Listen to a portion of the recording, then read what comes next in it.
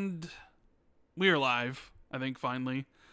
After being delayed for quite some time. Apologies to all. I'm one of your hosts, Rand 19, man with the million. And as you can tell, we have the one and only Colt Eastwood joining us today on very, very, very, very, very short notice. Yeah, what's well, going that's on, okay. Not much. It's actually a pretty cool week to be talking with you. A lot of stuff. A lot of really good stuff. Yes. For those of you who are probably like, wait a minute, that's not Jez. That is true. Colt Eastwood is not Jez. But unfortunately, Jez is pretty sick. He jumped into the Discord call when we were getting ready to go, and it sounded like he had, the dreaded C word. So it sounded like he's got the flu or something. We were going to do the show anyways, and then he went to the bathroom and then came back 20 minutes later and was like, I can't do the show. He's just like really sick. So send your thoughts to Jez because he sounds like he's not feeling well whatsoever. And was he like the Rand like that? No, bro. He was like, well, kind of. He was just, I can't do the show. He's like, I can't. He's like saying he had kind of like trouble breathing a little bit or something. I don't know. But either way, he was just, I can't do it. And I'm like, all right. I'll get Colt, because me and Colt are besties. So I called Colt on the phone. I'm like, bro, I need a favor. And you're like, what? I need you to do. Where'd you get that code? I need you to do the show right now. And you're like, okay. So at least there's going to be a show today. But yeah, Jez sounds like he's going to be sick for a while, unfortunately. Oh, that's too bad. That's too bad.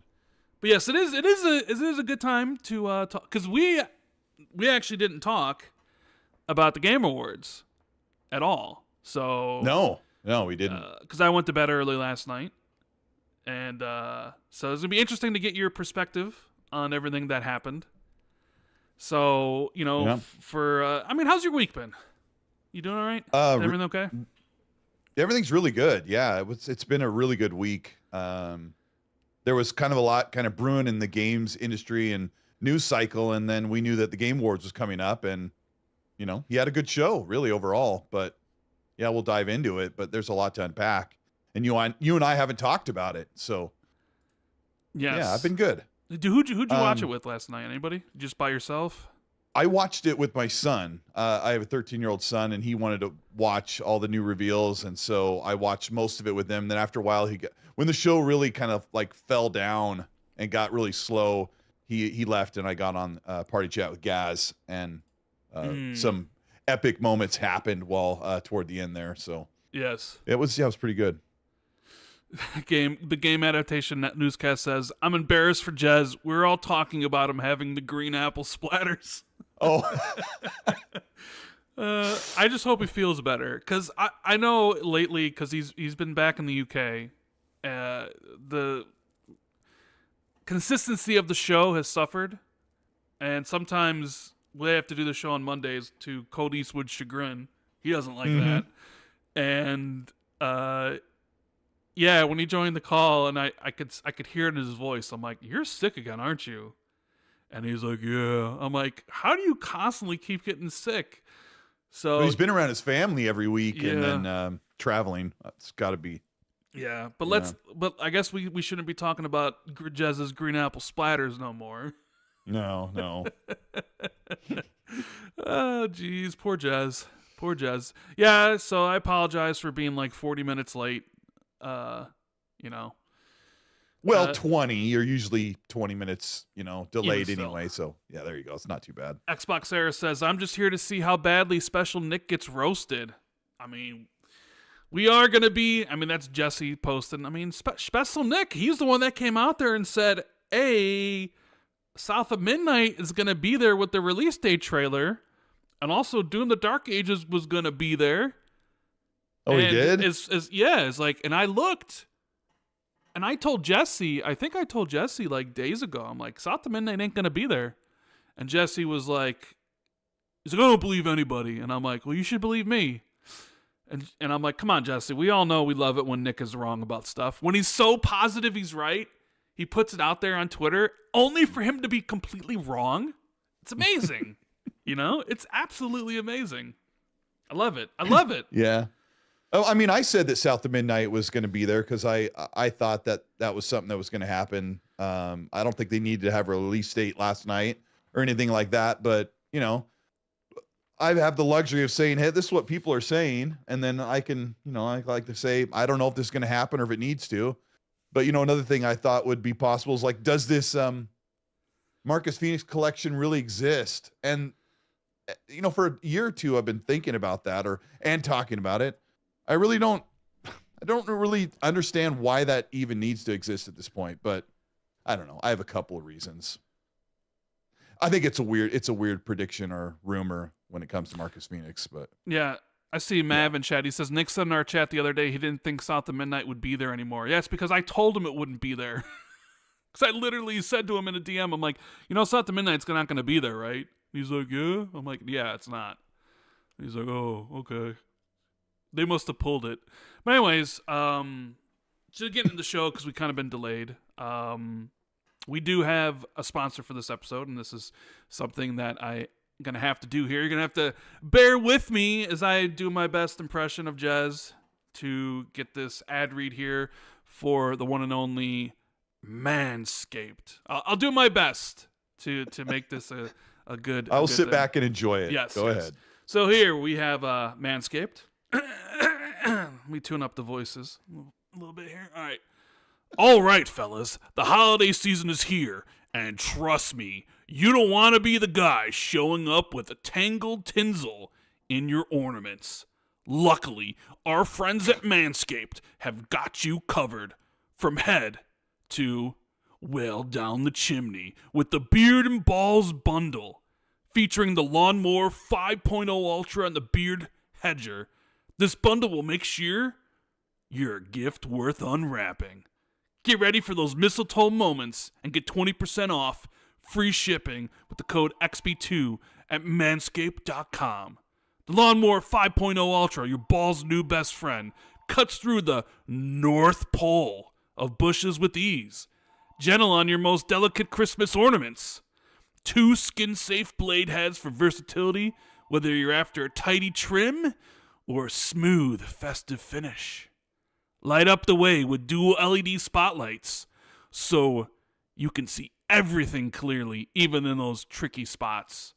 Join the 11 million men worldwide who trust Manscaped to stay sharp this holiday. Get the Beard and Balls bundle today and slay your grooming routine. Get 20% off and free shipping with the code XB2 at manscaped.com. That's 20% off and free shipping with the code XB2 at manscaped.com. Because Santa isn't the only one who needs his sack well-groomed this year. Not as good as Jez, but good enough, I suppose. Yeah, we also have the amazing people at Patreon, patreon.com/XB2. We got the lot of different tiers there for the access to the extra shows we do, which we did in Xbox 2 Ultimate on Tuesday, which was a lot of fun. In fact, I think I even said I predicted some of the games that would be at the show, like the Elden Ring DLC. It's not DLC, but I mean, it kind of is, but kind of isn't. So you can check out that show. We had a lot of good discussions about stuff. And the question and answer thread is up on Patreon. I believe Jez put that up there. So get your questions in, and I will answer them later in the show. But we got some shout-outs here for the Xbox 2 MVPs. We have we have D Big Fluffy Bunny, Resin Force, iMike0, Tier, Shrapnel, Inner Machine, Just James 93, Jay Peltier, Holy Dark Dad, Steve Stompy, 09C Mine, James Wiseau, Tricks Are for Trey, Will Hernandez, Battered Haddock, Army Dude 52C, Ryan Kipple, Foreign Object, RS Donks, Randall Thor 19, Silas, James Moore, Fantasticals, Katriox, Bright Tundra 1, Discarded Caboose, Justin Duel, Frank Mariano, PB Bro King, Asa T and Madison, Governor Grimm, DZ Huffin, Wagerman Achievement, The Scarecrow 121, Adam Bartolo, Darren Tropy, Prof JJJ, and Wolfgang KPZ. Thank you guys so much for supporting what me and Jez do here on the podcast. So anyways, with all that out of the way, hopefully my internet doesn't crash because Colt, it's funny. when we were actually going to start on time, I clicked the button to stream from OBS to YouTube, and my internet immediately went out. Oh, I love that. And I was like sitting there, I was like, no, like right as I pushed the button. Yeah, last week I had at 08 on the top of every hour for 24 hours, my internet would just die and come right back after 10 minutes. And yeah. Did you fix that problem? I bought a brand new router and it's sitting next to these stuff. I haven't even opened it yet because every time there's always been something going on where I need the internet, so whatever. So but we appreciate people who are patient with not having perfect internet or whatever. Technical but it's difficulties, right? It's always a struggle. Yeah. I mean, you need to be online for everything when you game and when you're doing podcasts or content or whatever, and you're talking with friends online, like you need it. So they need to come up with some bulletproof internet someday, but whatever. That's true. Yeah. You'll be good. Yeah. The game that I'm showing off right now is some Indiana Jones and the Great Circle, which we both played, we both reviewed. I think we both really enjoyed it. What'd you think of Harrison Ford showing up at the Game Awards yesterday? I was a bit like, whoa. For a minute there, I was like, are they really going to bring out Harrison? And they did. Yeah, I'm surprised he didn't turn around and just say, I'm not doing this, but I know he doesn't want to be there. Oh, but he's like, he was so lit. obligated. He was so lit. You think so? Oh, dude, he was so drunk. He had no idea where he was. He was slurring his speech. He clearly Melinda Jorgensen. I don't know. I mean, dude, I know he hates that stuff. He hates when people are like, "Oh my gosh, you're Han Solo or you're Indiana Jones." Well, he always hates. Well, no, I think he likes Indiana Jones more than he ever liked Star Wars. I mean, the whole thing with him and Star Wars is that he wanted his character to be killed off after the first movie, I think it was. He said that about Star Wars? Yeah, about Han Solo, which is why when they brought him back for the sequel series, they killed him off in the first movie. Yeah. I think he's always been a bit more, like he likes Indiana Jones. I was like, what? Are they doing this? And it's like, oh my God, he doesn't. My first thought was, how much do they have to pay him to be there? Right? Yeah. And it's like, oh, he's so old though. And it's like, I think maybe Troy Baker does a better Indy than Harrison Ford does at this point in time, right? Yeah, that's what he said. If I knew you were going to do a good job, I would have done it myself.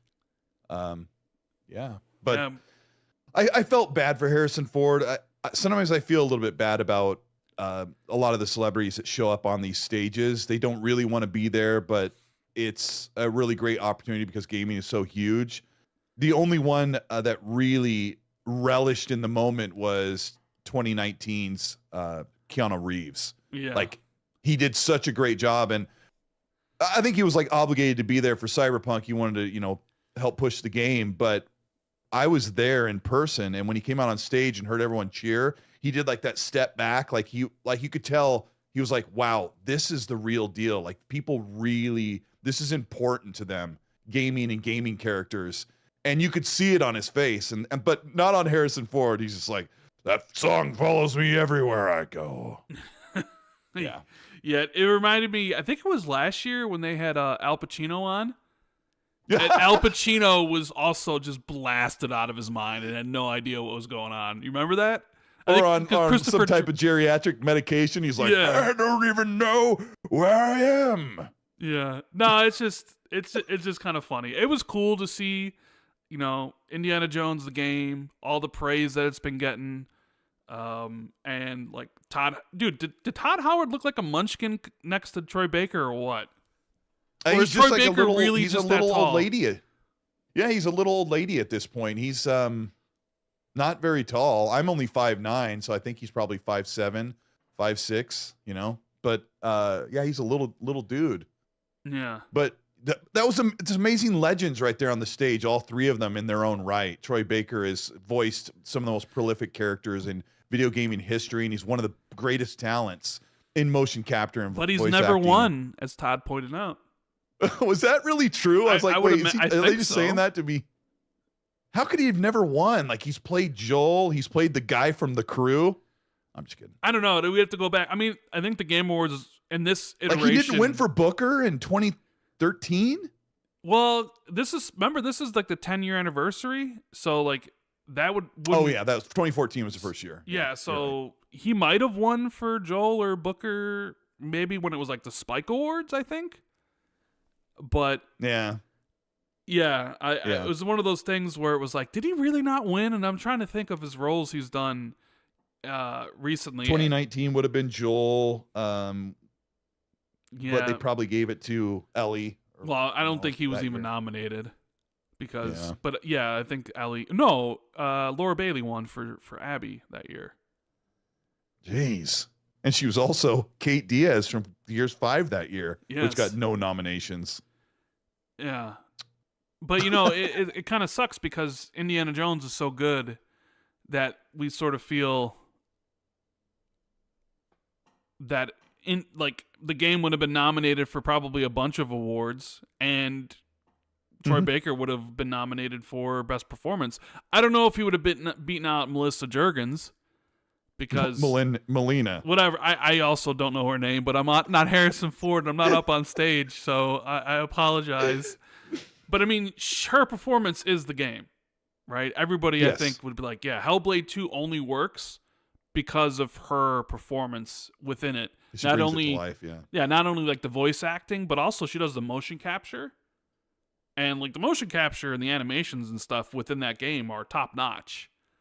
So it would have been interesting to see if the game had come out a month earlier, how it would have stacked up. Because clearly nothing was beating Astrobot, right? At that Looking point. at the list, Astrobot, well deserved. Yeah. So I figured before we really talk about all this other stuff that happened at the Game Awards, I just want to throw some smaller stuff at you that happened this week to kind of see what you think. What'd you think about the Xbox and Pornhub statistics where like 80% of the people who use it are on PlayStation, and an Xbox is only like 10% of the people using their consoles to search for porn are on Xbox. Cole, what does that say?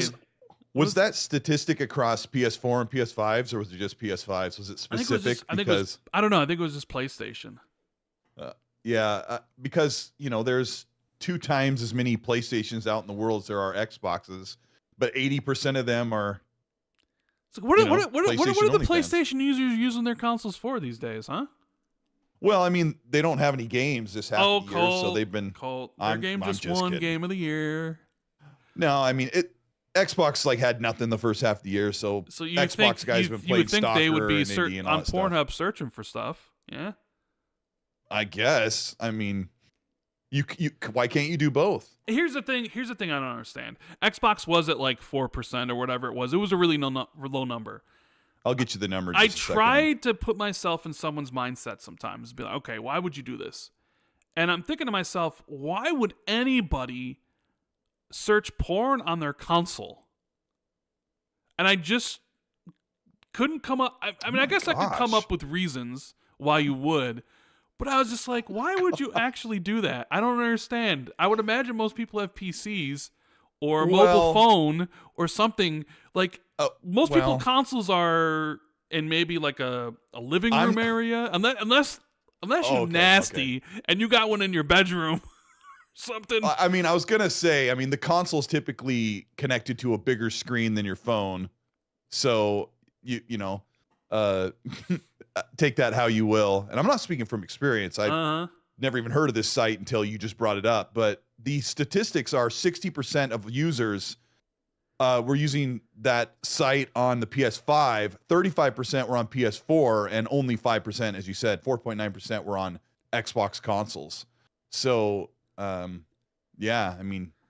Maybe maybe it tells a story. I don't know what the story is. Christopher Williams says, laughing at the wife walking in while Colt is searching Pornhub stats. It's for Xbox. Yeah, well, what I did was I went to Gaz's tweet because Gaz Septic Sauce said this is how they support the devs. Yeah. Yeah, toxic toxic gas. Yeah, I guess people are saying, some people saying, well, maybe the game console, because it's hooked up to a big TV and they want that porn as large it can possibly be on the screen. Which I guess, okay, yeah, that's possible. I think most people TVs are probably bigger than most people's PC monitors, I would imagine. Sure. But even still, like, you know, privacy, you got your mobile I think phone, you're you right. can go into your room or whatever, but even still. Not by speaking of experience. Yeah, I would have no idea where people would access some kind of content like that. But I think you have a good point that the console is probably typically in a living area, in the living room, family room, or whatever, where people are walking by going, "What's that? Well, PlayStation What game's that?" PlayStation also has the PSVR, so you can probably get more immersive with that. Hell, somebody can't walk behind you and see what you're watching. Yeah, that is true. That is true. So, Jez, I think Jez wrote that article. He was very proud of it, and he was like, "Look at this, Xbox console share is 7%." I'm like, "7% of what?" He's like, "Porn." I was like, "Oh," it's like, okay, 5% or whatever the number is, right? Yeah, come on, don't be inflating it. Like, we're saints over here on the Xbox platform. Yeah, we definitely are saints. Game adaptation says Colt's being so cautious. Yeah. Hey, we all have our vices, you know. No judgment, you know. Just send me links. Yes. No big deal. And by the way, if you guys haven't already, make sure you hit the like button and subscribe to the channel if you already haven't. Thank you. Appreciate it. Man, it feels weird to be doing the show without Jez. We've been doing the show for how long now?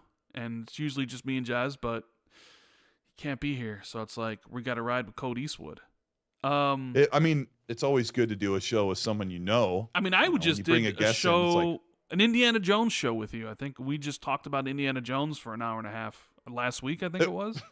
Yeah, and people were like already like either in cautious blind mode, like they didn't want to listen to, because they weren't ready to play the game yet. So, but we had a good non-spoiler free talk about it, and it kind of was like 7 days of Indiana. Well, for us, it was like 12 days straight of Indiana Jones immersion, and then we've kind of all packed it away. It's a great game. I think you're right. I think if it would have been out earlier, it would have had 3, maybe 4 nominations. It probably would have been in the Game Awards pocket. Let's cover this real quick. Knowing what was nominated for the coveted Game of the Year award, I think Indiana Jones would have been slotted in, but what gets kicked out to let Indiana Jones stay in? And we can kind of ask the chat maybe to write what game they think needs to be knocked out of the spot to allow Indy, if it was. And I know Machine Games, they didn't meet the criteria for the timeline because they knew the game wasn't ready before that timeline. But if it was, what game would have been booted out? Clearly not Astrobot, clearly or not Balatro, Metaphor, or Balatro, or Final Fantasy VII Rebirth. I think those 4 were probably like locked in the whole time. So you're probably looking at Erdtree or and Black you said Myth Astrobot, Wukong. right? Astrobot's locked in, right? Yeah. Astrobot, Final Fantasy. Oh, Wukong. I think Wukong, even though I haven't played it, and I know that friends like Fonz love the game to death up until he finished it, and he goes, it's kind of like a 7.5 or an 8.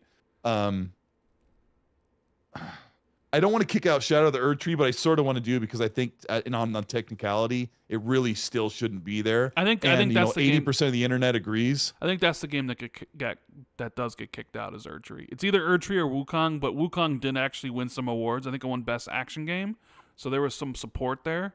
But Erdtree didn't win anything, so I would say Erdtree would have gotten kicked out. Oh, that's a good take based off of the actual results. And I think about the panel putting together the 6 nominations, I think it was, right? Yes. And they're like, we want to put in Shadow of the Erdtree because there really isn't a full spread that would fill out the 6 slots, and they had to like make that statement that DLC can be included in Game of the Year nominations. So, that's true. I don't want to say Wukong should get kicked out because I know it's a solid 8 or 8.5 across the board, which is what Indiana Jones is, and what, so maybe it is Elden Ring that has to go. Yeah, I think it would have been Elden Ring. Pissed. Yeah, and then it probably would have been nominated for Best Action Adventure Game. Would have been nominated for Best Performance, maybe even Best Sound Design. Well, I mean, Hellblade did win. 2 awards: best performance and best Yeah, sound that's a good- design, which That's is a good great. question. Who would have beat best performance, Troy Baker or Melina Juergens? Yeah, that's a tough one. That's a tough one. That would have been like really evenly like. I don't know. I don't pushed know. there. Like, honestly, when I think about that, I don't know. I think I did say to you, and I said it in my video, that a lot of indie's strengths and how real it feels is because of Troy Baker and his performance. Because it's you believe it's Harrison Ford. You believe it's actually Indiana Jones. Because it sounds like him and the mannerisms are all him. So, like, his performance is just as important as the level design or the game design or anything else you would say that people love about it. It's because, yeah, I am indie. But then you go to Hellblade and it's like the whole game is her performance. Because you see her, you play as her motion capture, you know, all the different emotions she puts into the acting from when she's going, you know, she's incredibly like filled with rage, or when she's like crying, and she, you know, like, so it's all there. So it definitely would have been a tough, you know, which one to pick. Do you pick the? I guess do you pick the performance that is carefully copying someone, or a performance that is 100% unique, that of a character that was created you know, as like a brand new IP, you know what I mean? Because at the end of the day, Yeah, he is just copying Harrison Ford, right? So yeah, which is still a really great thing, and I think it comes down to the panel thinking which one convinced them that the performance was like fully realized, and you feel Senua and you see her in third person, and the everything, it is so tactile when you play the game. But the panel's going to look at both games and go, man, that's a really tough choice, because I feel like I'm Indiana Jones, and Senua's character is so riveting and so emotionally powerful. So I think it would have been a really close call if those two were up against each other. And if Indiana Jones was nominated for Game of the Year, I don't think it would have won. no, But it would have been nice to get the nomination for. You know, the more games. I think of, and more I sit with Indiana Jones, the more highly of it I do think of it. Yeah. Because sometimes when you play a game, you're in that moment, right? We've all been there, the honeymoon phase of relationships, or how you feel about movies or TV shows or games or books. Like, everything has that, like, feeling where you're in that moment and you're like, nothing can ever be better than this, right? But then you kind of get away from that moment and you think back on it, and you're like, wow, was it really that good, Cole? Was it really that good? Mm-hmm. Or sometimes you think back on it, I was like, man, that was better than I thought it was. And there are a couple games that I played this year where the further away from the honeymoon moment I get, it's not that I think less of them, but it's just that, oh, maybe my emotions were a little bit too, you know, I don't, I maybe wouldn't have rated it so high. I sort of feel that with Astrobot and Hellblade 2 to a certain extent. Like, where both of them I played Hellblade 2, I was like, I played it 3 times, I loved it. But, like, the further I get away from it, I'm like, I don't know if it was as good as I thought it was. I think you're forgetting the actual key factor and why that is a thing. I loved Astrobot to death, but my last couple hours or few hours with it were a bit worn, and, you know, a lot of repeating stuff over and over. But, you know, the honeymoon phase lasted 3/4 of Astrobot. I think the thing that you're missing is that hi Jez. Yeah. He says, I'll read this now because it's a good time to say it. Sorry everyone, I'll be back next week. Thanks, Rand and Colt. Just feel better, Jez. Rest up. Yeah. Sorry about the, you know, about your stomach. Everyone's talking about your, was it the green apple splatter? Or whatever. Oh, poor Jez.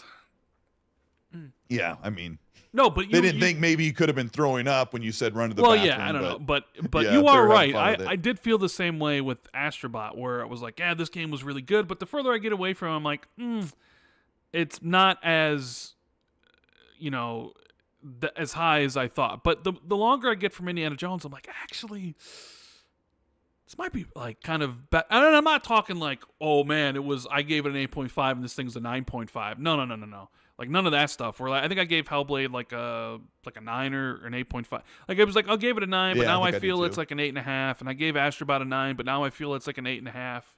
Where I feel like Indiana Jones is maybe a little bit better than the 8.5. I don't know. What I was trying to say was that when you're not playing the game, it's easy to kind of like dissolve it down to its core things and say, it's just a game where you ride a horse around and shoot bad guys, in Red Dead Redemption 2. Mm-hmm. And I could feel that way. Like when I played the game, it was one of the most amazing experiences I've ever had at the time. And then when you have time away from it, you're like, well, it can be pretty slow. And then when I replayed it this year, oh my gosh, like if I gave it a 9 in 2018, I would give it a 10 today. So I think it's as simple as in the moment. That's why it's really important for anybody who wants to review games or does review games that you give your opinion fresh after you roll the credits and you just start writing and cataloging how you feel about the game and the things that you didn't like. And I think when you give Indy a 9, I think you gave it an 8.5 and I gave it an 8. I think that's as true as it can be, I suppose. Because you're still in that where it's fresh and feeling it and you haven't taken yourself away from just minimizing what the game is. Everybody says, it's just a game where you go around, you hit people, It's more than that. I don't know. It's much more than that. Yeah. The experience of you forget about all the tombs you went into. And I know we're probably way tired on the Indiana Jones talk at this point. But people have had a full week with it now, I think. Yeah. I mean, do you remember like when Tomb Raider, when the remake came out and people were upset because there weren't any tombs?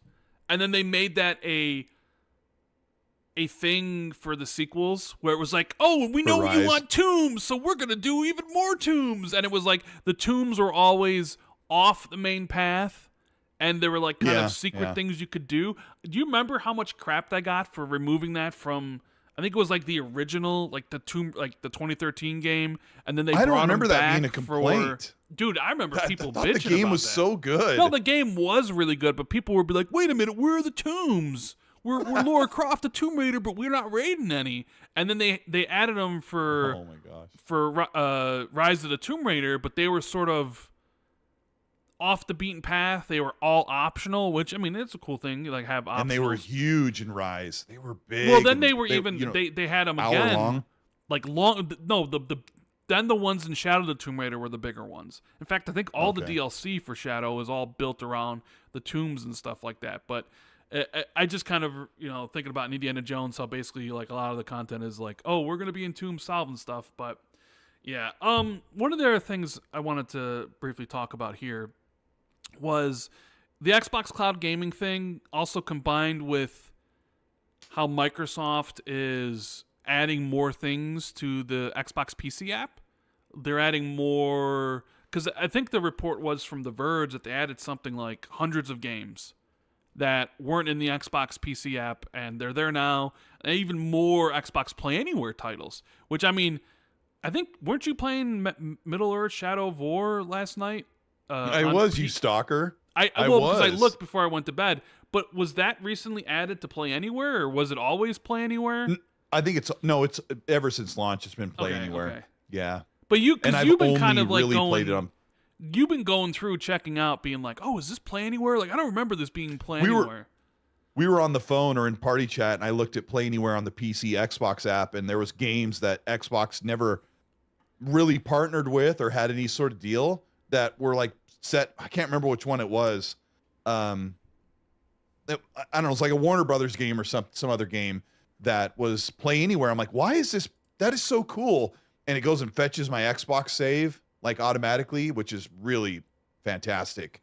And I've been talking about this a lot in videos in the podcast where Phil wants you to be able to play all of your games. Like he's on this impossible task, as far as I know, right? To get all of the games you bought on Xbox console on the Xbox storefront to be able to play those and your save comes right over, and have that be play anywhere across progression, which would be a monumental task when it comes to licensing across different devices. But if he does that, it will be a literal game changer for people who will have way more options to play their games however they want. And today I got slapped in the face by James Stannard, who works at Xbox, super nice guy. He said something that slapped me in the face so hard. He said, Colt, it's a PlayStation isn't an Xbox. Like the joke, when you see a PS5, this is an Xbox. He goes, PlayStation doesn't have Game Pass or xCloud or cloud gaming for Xbox. So that is not what Xbox is saying in the commercials. This is an Xbox, the phone, the tablet, the ROG, the Steam Deck, all those are cloud and Xbox supported. And the PlayStation is not, which we'll get into that when it comes to multi-platform later on. But I was so glad he said that. I'm like, oh my gosh, I like slapped my huge forehead. Why didn't I realize that that's what they meant? Should burn that poster over there. Anyway, I thought that was you probably always thought that, but it was something that never occurred to me. You know, when I've kind of mocked that. They stuff. ran that ad. Yeah, this is an Xbox ad last night during the Game Awards. But the thing that really confused me is they ran the same ad right after it as well. They ran it 2 or 3 times, it felt like, at least twice. Well, they ran it. It was like, this is the Xbox. This is the one with the girl playing on the phone, playing on the tablet. And then they ran the ad immediately after it where it was like the Xbox Series S was going into a detector and it was saying like, this is an Xbox. I was like, why would you run basically the same ad back to back? It did. And then they did the one that showed like the esports guy and asking if this is an Xbox because they have 3 different versions. So I think then later on they had a PC app Xbox ad for that. But it was just like, I was just sort of confused. Like, why wouldn't you have split up those? This is an Xbox ad into different segments, and they ran them back to back. So I do feel like the eventuality of where Xbox is going is kind of what Colt mentioned. The idea of you buy one license, no matter where, and it can play it on any of like the devices that Xbox sort of is. So if you buy, let's just say, for example, I don't know, Gear Z Day, for example. You buy Gear Z Day when it comes out on console, you can then play it on PC, but then you could also play it on your mobile device. You could play it on, like a LG TV with cloud gaming enabled. Essentially, I think that's what Xbox is trying to get to, is this idea of like, there is no more console game or PC stuff. It's all just one. So you can choose where you want to play. And I think they're trying to get there before Steam gets there. Because I'm sure you've seen the rumors, Colt, about Steam coming out with the console. Yeah, I covered it briefly in the video about the hardware, which is really about somebody making hardware that would have some sort of Xbox support.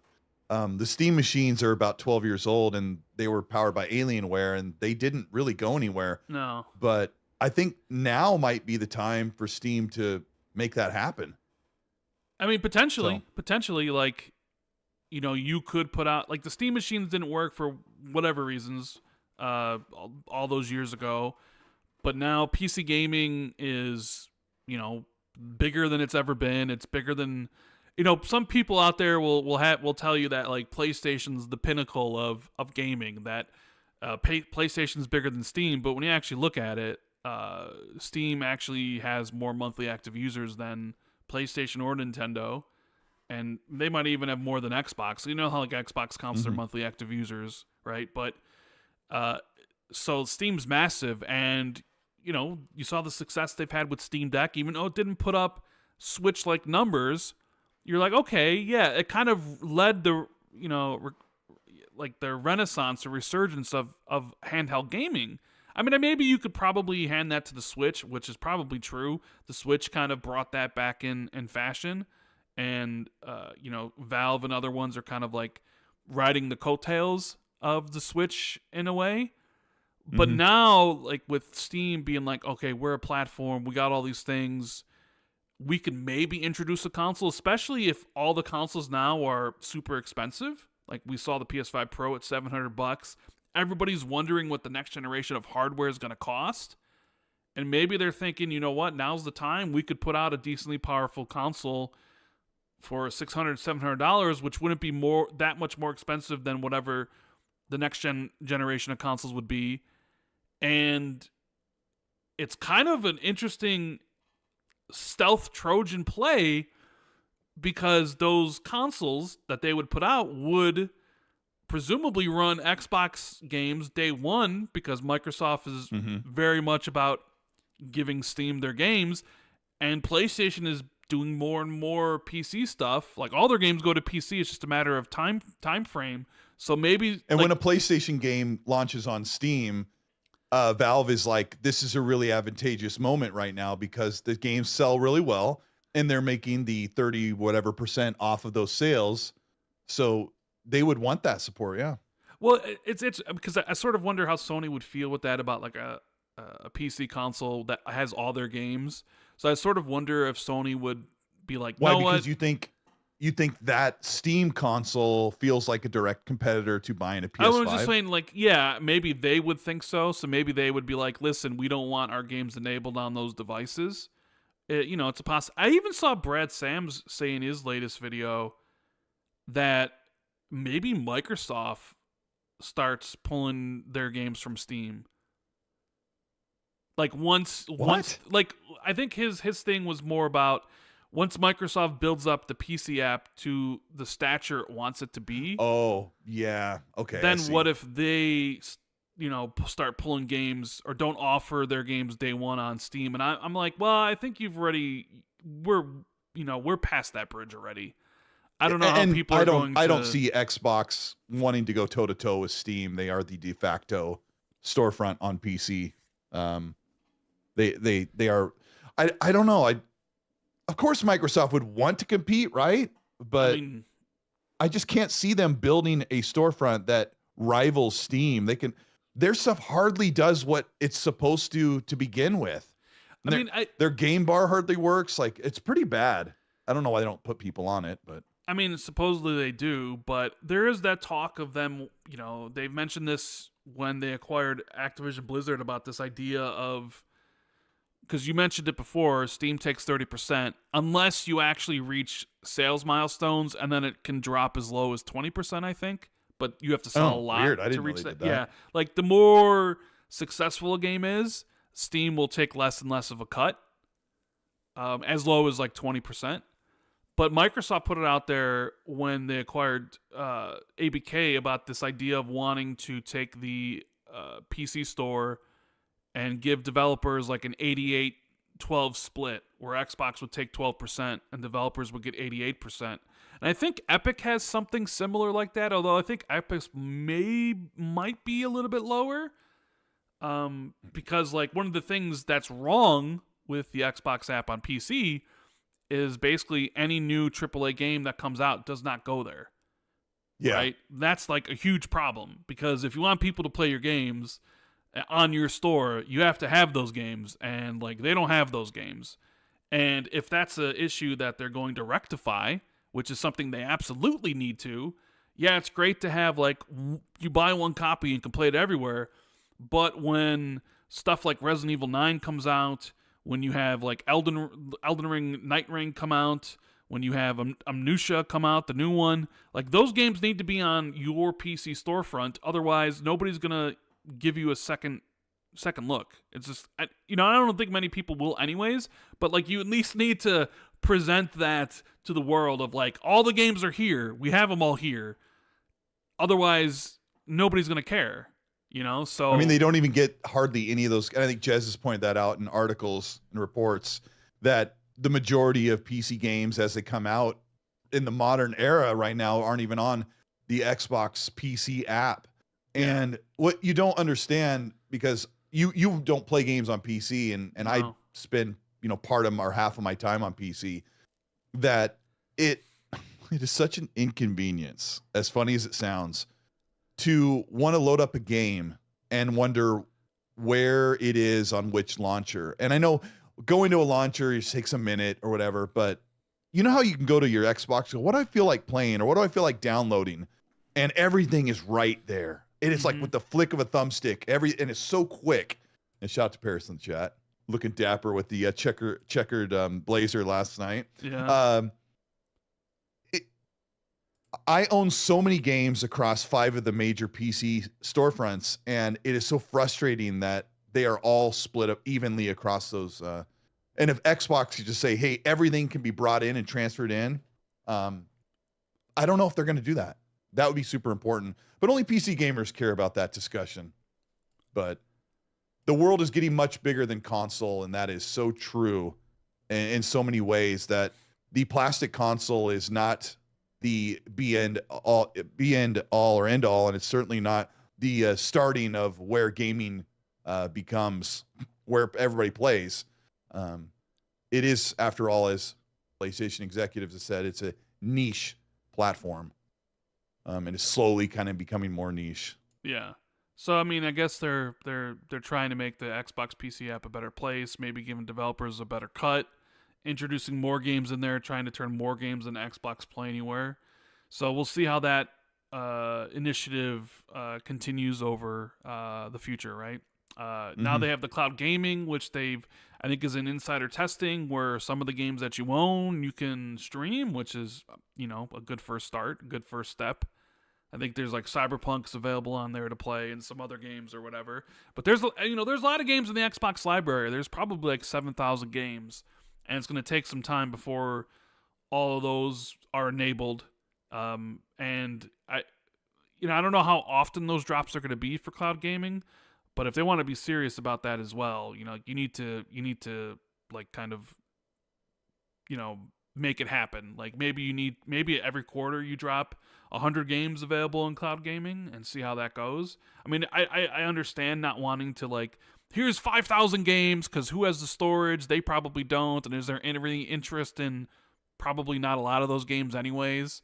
But, they have... are we still playing Xbox Series S versions of games on cloud? I think because, so. Their competitor offers the highest quality experience of games that your internet allows, and Xbox is still 1080p 60 on a Series S, right?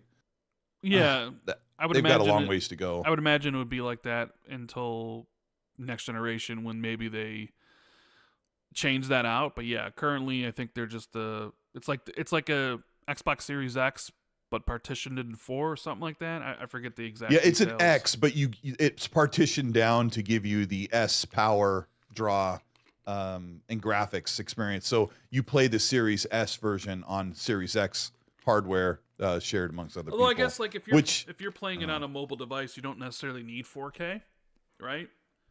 No. But if you're playing what it I on mean, a browser, like on your monitor or something, right, or on your TV, you would, or at least something close to it. Right. Yeah, I just GeForce Now gives you like a 4080 build PC, so you get path tracing and you get the highest frame rates that can stream through your device, and you get a really great experience there. And Xbox started out great, but I think the tech has kind of pushed beyond that a little bit. Yeah. But I don't know how many people really use cloud. I think it's only a few million on Xbox every year or whatever. I have no idea. They never really talk the numbers, right? I mean, hell, we don't even really get numbers for how many Game Pass subs they have, or sales numbers for any of their games anymore. Microsoft is very secretive about the numbers for Xbox, and they have been for a long time. So, maybe we'll get a milestone number of like X many people played cloud gaming or something, but I think those are numbers they would keep to themselves. We do have a super chat here from William, who says Microsoft needs to stop the rug pulls. If announced as exclusive, keep it at least timed, minimum. Yes. If not announced like Doom, they're Quantum Break PC all over again. We will talk about that when we get to the Outer Worlds 2 segment, for sure, because I'm sure Colt and myself have a lot to say. I know Jez has a lot to say. Jez put out a poll earlier today that basically said, do you care if Xbox has no more exclusives? And it was like a yes or no question. Yeah. So Everborn Saga with the 199. When is the Stormlight Archive Book 5 spoiler cast happening? I did finish it. 1,300 pages. I think 1,340 pages. I finished it the other day. I'm dying to talk to somebody about this because lots of things happened. Is it a perfect book? No. It's still got a lot of Sanderson's problems, especially when it comes to like humor and beating you over the head with ideas. And he definitely, I think, needs an editor again. But he really takes you on a journey unlike any other. Big Afroman with the 5. Why are people saying Sven's speech was against Phil and Xbox? I mean, we could cover that because it doesn't dive into the meat. I don't even know. Is he talking about the Astrobot guy's speech, or is he talking about somebody else's speech? No, Sven from Larian Studios said that we build great games and without a agenda or forcing any type of narrative. He was really pointed about how, yes, at his Game Awards speech when he was giving his speech. Yeah, that. Wait. So Baldur's Gate won for something yesterday? It won for best ongoing support. Oh, okay. Which is weird. Should have been Fortnite. And no, don't make fun of Fortnite. Fortnite's support and ongoing content is well beloved by millions and millions and millions. I didn't even pay attention to anybody's speech because that's not why I'm there to watch that. I'm there to watch trailers, as literally everybody else is.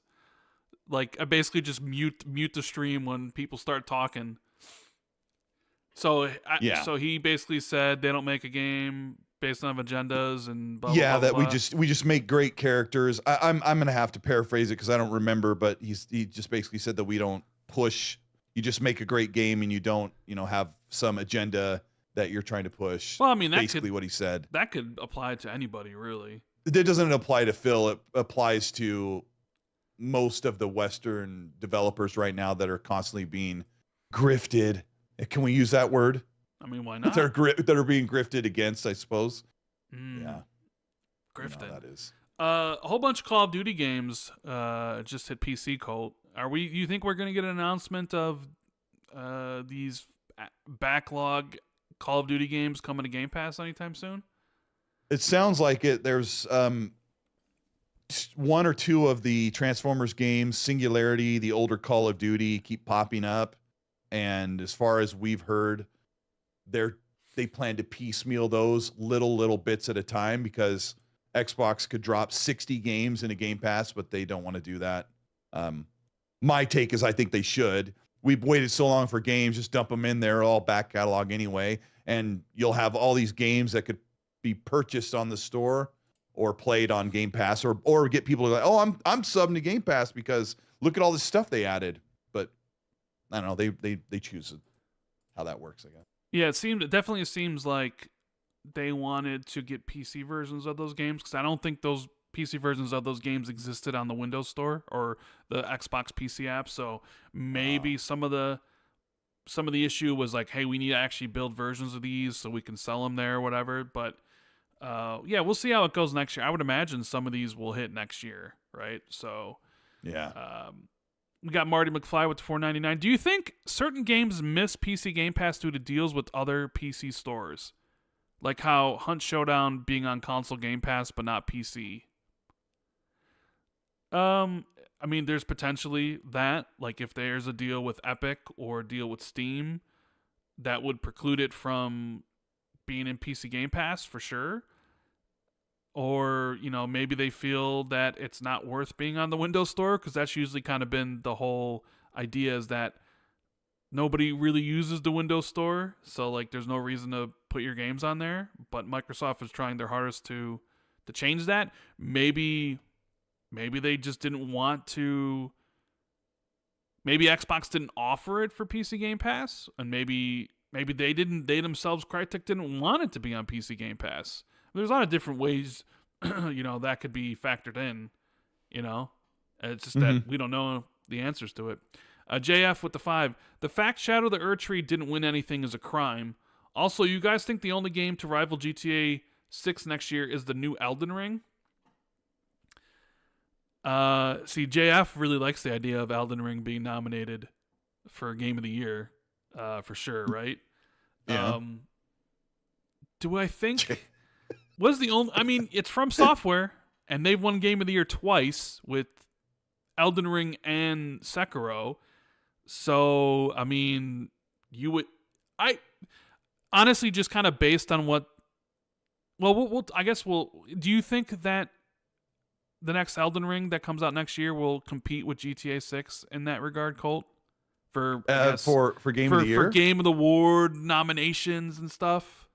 Are you talking about that DLC co-op thing? The standalone game, yeah. Yeah, no, I don't. I'm sure it'll be really great. I'm sure maybe it'll be, and the year is way too packed to put Elden Ring's DLC again. You've People got love Monster Elden Hunter Ring, though, Wilds. bro. People love Elden You Ring. got Monster Hunter Wild. Yeah, I know they love it, but you might have Judas next year. Judas. Something tells me, What? I don't know. Do you think we're getting Judas next year? I don't know. Something tells I don't know. me I we're figured not. I figured 2025 Maybe. was about the time. It was maybe. Maybe. We haven't seen gameplay yet. Not real gameplay. We've seen clips of it for sure. Yeah. Now I think last thing before we get into the juicy topic about the Game Awards, you know how Xbox was promoting that thing with like what it looked like a meteor falling from the sky? Hashtag score with Xbox. And Code Eastwood was like, it's FC25 coming to Game Pass, right? And everybody's like, is it new hardware? Is it this or is it that? And it turned out to just be, they're partnering with Dartstar, Luke the Nuke, Littler. Nobody had that on their bingo card, huh? Yeah, nobody. Yeah. I mean, the hashtag took you to FC 2025, but what a stupid announcement to push out right before the Game Awards, a meteor Xbox logo coming down to smash, and destroy all our hopes and dreams. This Xbox marketing to a T. It's like, it just really set people off in a certain way.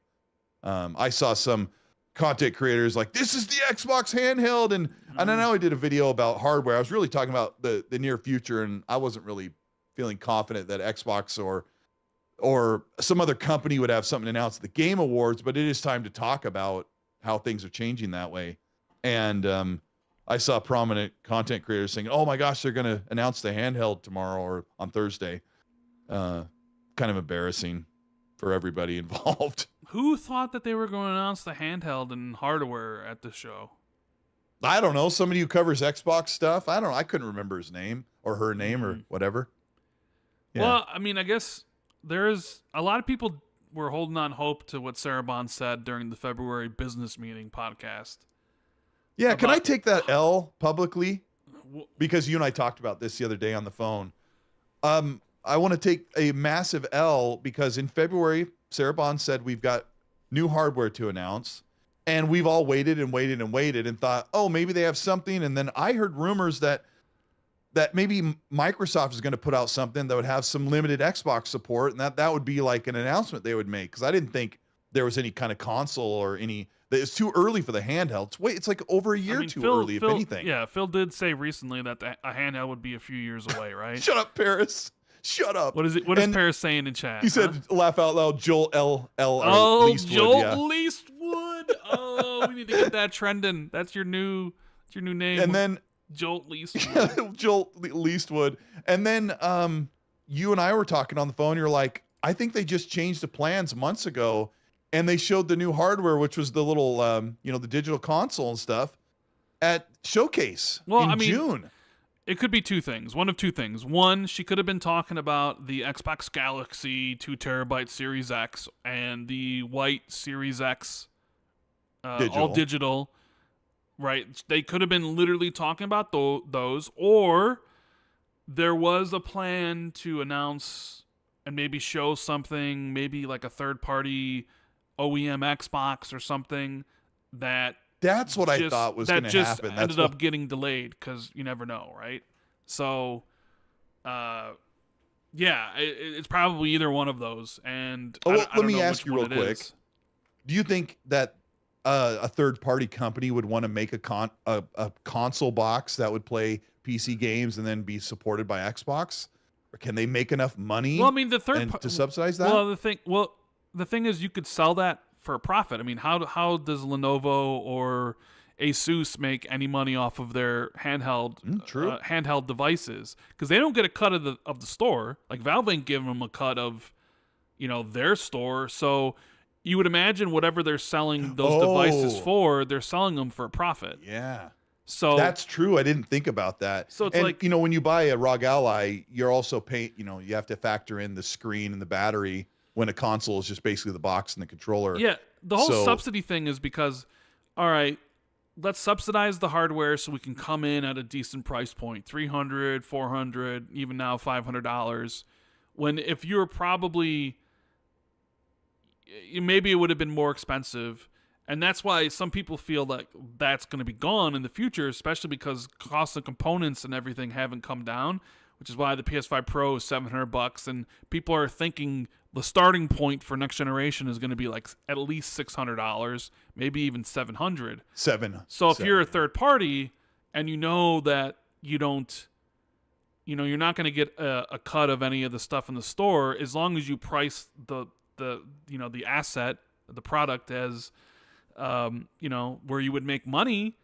Yeah, I mean, potential. Sure. I don't know how big that market is.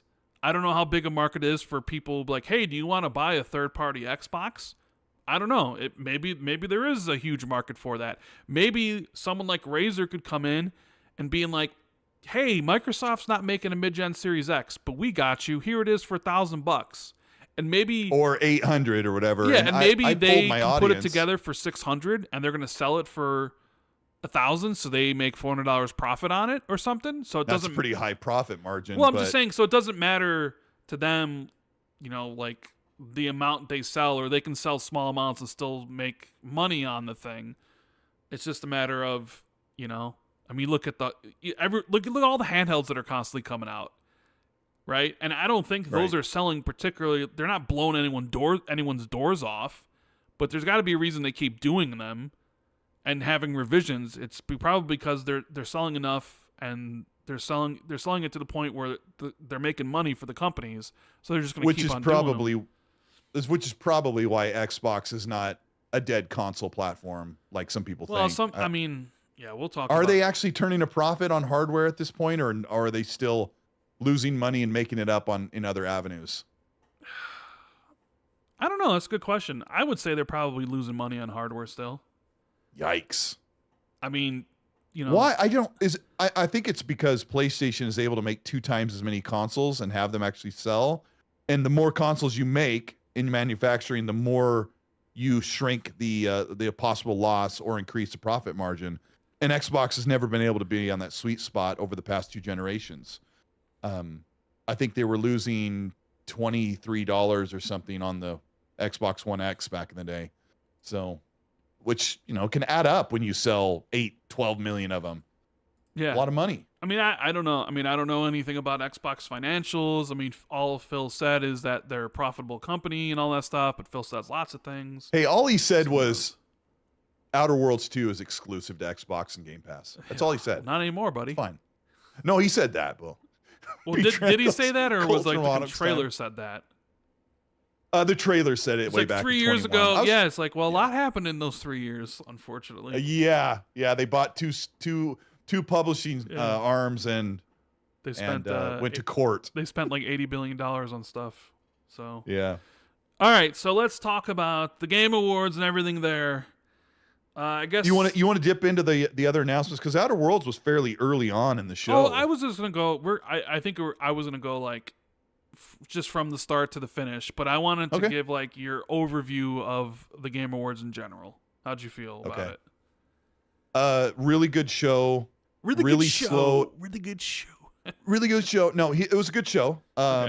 It was cool to see Meg and I up in the up in the balcony. Dude, they roasted Geoff, bro. They roasted him so good. My favorite roast was he's best friends with Hideo Kojima. Does Kojima know that? Yeah, he's like, Geoff Keighley and Hideo Kojima are friends. Does Kojima know that? Oh, yeah, that was great. Oh, was so good. Oh, I love those guys. Yeah, that's totally Mag and I, just 2 old crotchety men talking about video games, and no one wants to listen. But a really good show. That it does get so slow toward the end. Like he packs in all of this cool stuff, and then once the big finale at the end. But I think he did a really good job, and there was a couple of controversial moments as well on the show. that a lot Which of ones? people have been Which talking about. controversial? Which ones do you think were controversial? One of them that we wouldn't talk about for more than a minute was the guy that helps people find jobs in development. Apparently, he works with Tencent, and that's his job. And they kind of paraded him around like he was this, philanthropist, pro bono do-gooder. Which either way, it's really cool what he does, but you know how people like to get outraged about literally everything. Yeah.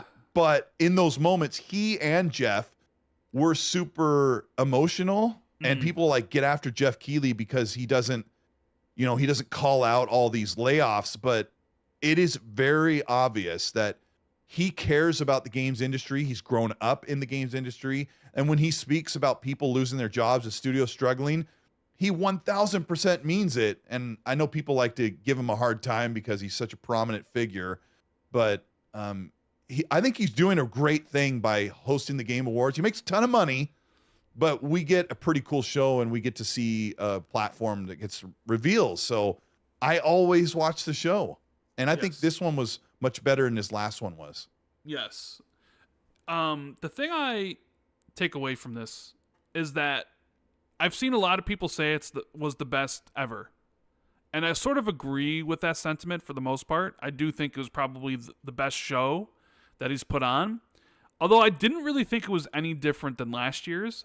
The only difference between this year and last year's was the quality of the reveals. And this also plays into what I've been saying forever. This isn't a show that is about celebrating gaming. This is a show about celebrating the upcoming games, right? Mm-hmm. Because I still think it is extremely disrespectful that you'll have these segments where it'll be like, all right, let's speed run the Game Awards. Let's go. Best action game. All right, next up, best music. All right, next up, best VR game. All right, next up, let's go this. Yeah. They do that like 3 times through the whole award show where... And some of them are important awards too. Yeah, some of them are important awards, but they make sure to have someone come on stage for best TV and movie adaptation. It's like, wait a minute. And is that strictly just because of Hollywood? You want to be associated with Hollywood, that you give them stage presence, but you don't give someone, for best indie game or, best action game to get up there and talk? It's like, no, we're going to have the best TV show. We're going to have this or the whatever. So sometimes I think that aspect of the show rings hollow. And it's always funny to see people who talk about this idea of this show of like, oh yeah, this celebrating games, when it's clearly not. It's clearly about maximizing, advertising spots and selling you on the next product you're going to consume in the years to come. Mm-hmm. And just sweep by all the awards. Let's just it's almost like it's an annoyance. Like, oh yeah, it's like we got world premiere number 1 and 2 and number 3 ready to go, and it's like, shit, we all have to give away some awards. Fuck, god damn it. Well, I mean, could he fund that kind of pomp and circumstance solely on Twitch and YouTube revenue? Probably not. And he's in a great position to make a ton of money off of having this at a swank, a cool theater, and to be able to bring like Nicolas Cage and Harrison Ford on the stage, and of course they all aspire to do something as great as the TV industry and movie industry does. So I don't know. It could be easy to make fun of it, but I mean, you could poll the audience in your chat. I don't know if you ever put polls in, but you could ask them if they enjoyed the show, because there's people that will refuse to watch it. They'll just wait till the next day to get an 8-minute breakdown. I don't know. Yeah, no, it's just... Or you just write in the chat if you enjoy the show. You don't have to love it, but do you enjoy watching the show? Because I know there's probably people who are like, I can't watch it. I've done polls like that before, and it was basically like, what are you watching the Game Awards for? The trailers or the awards? And it was like literally like 95-5 for the awards, or for the trailers. Oh, for trailers, the trailers. Sure. Like if they didn't have them, nobody would watch, and I think they know that. And it is a business decision, right? Sure. Like Mazer Tech says in chat, you got to get the bills paid, bro. It was a multi-partnership for bills, and I understand that completely. But I think there's a certain segment of people that want to tell you that it's about a celebration of gaming, when really it's an advertisement. It's an advertisement event, which is fine because as long as the reveals are great, right? And that's what I'm talking about. Like, even though I don't think this year's was really any different than last year's, I mean, they didn't use any of like wrap it up signage or whatever. Not that we know of. It was just that the quality of trailers that debuted during this were so much better that people are like, yeah, this is like the greatest, this was the best ever, right? So I was like, okay, there is that. One of the things I got to ask you about, when Geoff was calling out people in the audience, and he called out the father of PlayStation, Ken Kutaragi, and it looked like Ken Kutaragi was going to come to the stage to say something, and yeah, and they had the wide shot, and he got all the way up. He got up, and then it went back to Geoff. What do you think happened there? Do you think it was I think the ushers probably said, hey, no, go ahead and just take a seat, which would feel so horrible. Like, he was like, oh, I don't know. They should have. He didn't know he was going to be called, right? And he thought, oh, I'll just come up, and maybe he thought people were going to stand there and be seen. But yeah, I felt really bad for him. I was like, there's no way. When he said that and the guy got up, I'm like, there's no way they're actually going to let him talk, right? Because that's not how he does this every single year. Geoff starts off the show by pointing out important figures in the audience, but nobody gets up to talk. He invited. And then Ken gets up, and I'm like, oh my God. And then Geoff just continued on. I was like, oh boy. Okay. Also, another, I don't know if it's a controversy, but did you notice when Fallout won for Best TV Show, which, yes. I mean, I haven't seen Arcane yet, but, and I do love Arcane. I love season 1 of Arcane, and I'm going to binge season 2 here soon. But I was so happy Fallout won because it was such an incredible show. Did you notice that Ella Purnell wanted to say something and then stopped and then just walked off stage? Yeah, I saw in the chat here today that someone said Ella didn't get to speak. Yeah. She's fantastic. She was just there to look pretty. Because Todd spoke and the other guy spoke, and she was up there too, and I thought she was going to say something, and she looked like she wanted to, but then didn't. And I was like, oh. I mean, that's your moment. That's a big moment. You don't want to miss that opportunity. And the producer and Todd said everything, and then yeah. Well, that was just before, but yeah, she didn't get to talk. She's fantastic. She's great. She's also in Arcane as well, which is kind of crazy when you think about it. Mm-hmm. All the best adaptations for video games have Ella Purnell in them, right? So Hunter's in the chat says Todd did give her a chance to speak, but looks like she said no. Oh, because it looked like she was going to say something, and then she stopped. Maybe she was nervous. You think maybe an actor wouldn't get nervous, but we're all just human, I guess, at the end of the day. Would you get, Colt, if you were up there, would you get nervous speaking in front of everybody like that, or would you just nail it completely? No, I mean, I've been in front of a couple thousand people, but that's that's 30, 20,000. I can't remember how many are in there. No, I don't think so. I mean, especially if you're in that capacity where you are used to being in front of audiences. No, I don't think I'd be nervous. And I think I would just really try to keep it brief. I don't think I would Christopher Judge the show.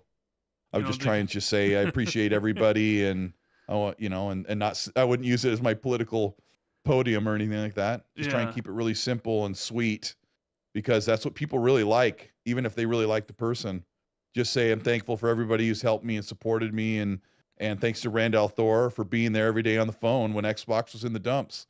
Ain't that the truth? That's an old joke, but yeah.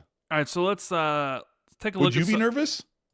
I mean, you've been on stage in front of millions of people. I mean, I wouldn't lie, in front of that entire industry, I probably would be nervous. Yes.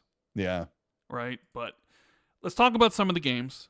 Get our thoughts on stuff. We'll go with the very first reveal. Ninja Gaiden Ragebound. Say it correctly. It's Ninja Gaiden. Ninja Gaiden Ragebound, which was a 2D side scroller from Emu, coming summer of 2025. People were incredibly surprised to see Ninja Gaiden come back. I don't know if you're a fan. I mean, I only know how to properly pronounce it because of Angry Video Game Nerd's like amazing video about the first game. But yeah, this is the one I've been waiting for as a spiritual successor to the original NES trilogy. So yes, it's side scroller. I'm looking at the gameplay. It's all like cinematics until you get. Unfortunately, I don't like this. It's like 16-bit style. yes, it is. So it looks like it's a Super NES game. Retro. Looks like I wanted, retro, right? yeah, it still looks really good, but I wanted something like Bionic Commando Rearmed that had like semi-modern graphics and a side scroller for Ninja Gaiden game. But I'll probably play this one. It's made by Koei Tecmo. Awesome. Yeah. I guess like the next one, I don't think neither me or you care because we're not really a fan of the genre. Is Slay the Spire 2, which I know is a big game, especially on PC. It was in Game Pass for a while. It's like a card deck roguelike. Not something I would enjoy, but I know like when I watched it with people yesterday, they were like, "Oh yeah, can't wait to play Slay the Spire 2." I would imagine both me and you were like, "Yeah, not for us, right?" Yeah, no. Not for us. One of the more interesting announcements of the show, like we can talk about all the big announcements, but like on the smaller levels, was this game from Warren Spector, who's the father of Deus Ex. He came with, I guess what they're calling like an sim, so an immersive sim, but it's a PvPvE thief versus thief game called Thick as Thieves. Okay. And I like stealth games, and it's looked like a stealth game where it's you and 3 other people trying to steal something in a heist while there are AI controlled, AI controlled patrols, cops around. But when I was watching it, I was like, oh, this could be really cool. But then I kind of thought like, well, how's this actually going to play out in real life? When you're competing against 3 other people, it'll just become like a who can get there the quickest. It's not so much about like sneaking around or whatever. It'll just become like Mirror's Edge to People get there. don't really become like play it immersively or role play it when they're online. It's like a frantic survival or it looks very much like something Arcane Austin would make. Yeah, like it has like a Dishonored and Prey and maybe Redfall a little bit. Stylistic with the graphics, but it's all first person. So many first person games lately, huh? Yeah, I don't know. It's just interesting. An interesting idea. That I just don't know how it's going to play out in action because the idea of like, oh man, a stealth heist game sounds really cool. But then like one that's PvE where you're like, okay, that sounds really impressive. But then you kind of realize, well, sometimes an idea on paper sounds really good, but then the idea in practice, it's sort of like with like how humans play something, it's probably gonna like ruin the entire vibe of the game. But now I didn't know this. I sort of thought this when it was revealed. So I'm like, that kind of looks like, why does the dude following him look like Pac-Man? And then apparently it is a Pac-Man game because it's based on the secret level episode Pac-Man Circle. Shadow Labyrinth is a new Metroidvania that reimagines the yellow circle in a new gruesome way. Did you know that, Colt? This game called Shadow Labyrinth? I'm looking at it right now. Yeah, that's apparently Pac-Man. What? Yeah. Like, oh, okay, it is. Because I was like, well, wait a minute. Like why does like the little thing following him? Why does that look like Pac-Man? You even have some Pac-Man movements in there with the pellets. Yeah. And it's got that I don't know what you'd call it, Shovel Knight Ori type gameplay, and Prince of Persia. I joined the show just after one of these reveals that were as we're talking in order. Yeah, just after this. I missed the Shadow Labyrinth one, but yeah, I don't know. That'll be how big that game will be. I don't know, but one you tend to find out that those games are really really well done, and you end up enjoying. I mean, I like those. Here's the thing: I like Metroidvanias a lot. I mean, Prince of Persia: Lost Crown is my game of the year. So, like, when I hear Metroidvania, I'm like, okay, I'm interested. But then it's like Pac-Man. I'm like, Pac-Man. Yeah. But seeing what that is, it's like, okay, I'm my interest is piqued a little bit. We'll see whenever it does come out. But I would say this is like the first surprise of the show. Sifu creator Slowcap, and I think I've told you before, and I've definitely mentioned it on the show how much I love Sifu, because like it is amazing martial arts game. It was like so difficult. I remember when I played it for the very first time on PlayStation when it came out. Like beating the game under the age of 25 was such a difficult achievement that it was one of those things where you did it and you're like, yeah, you feel good because you basically mastered the game essentially. And I was like, okay, what are they going to do? How are they going to follow up the success that they had with Sifu? And you know what they did, Colt? They're following it up with an online soccer game called Rematch. A high-energy 5v5 soccer game. Like, I don't think anybody... It didn't look high energy to me. It looked like a really stilted, slow soccer game to me. I don't think it looked slow. I did think it looked very Rocket... Like, let's remove the cars from Rocket League and sort of have the... I don't know, like, the football genre in general is so dominated by FIFA, or what is now known as FC, that you could maybe say like, oh, well, let's introduce some anarchy into it and get like some high, because this clearly doesn't look anything like FC, right? FC is supposed to be simulation. This is obviously going for more an arcade style with like, you know, crazy saves and kicks and all that sort of stuff. But, you know, the problem is, here's what the problem is, right? Is that we're in an era now where we've seen, I think in the past like month, 4 live service games end, right? We Concord lasted for 2 weeks. They just announced that Foam Stars isn't getting any more updates. Suicide Squad is ending, and X Defiant is also ending, right? So the question is the live service bubble popping, right? And for as cool as this looks, you know, for people who like soccer games, if it's just an online game, that means it's sort of a live service. Is there room for a game like this to reach critical mass and to reach the players that it would need to reach to be successful? Or are we going to be talking about, hey, Rematch came out and 6 months later, oh, Rematch is ending? You know what I mean?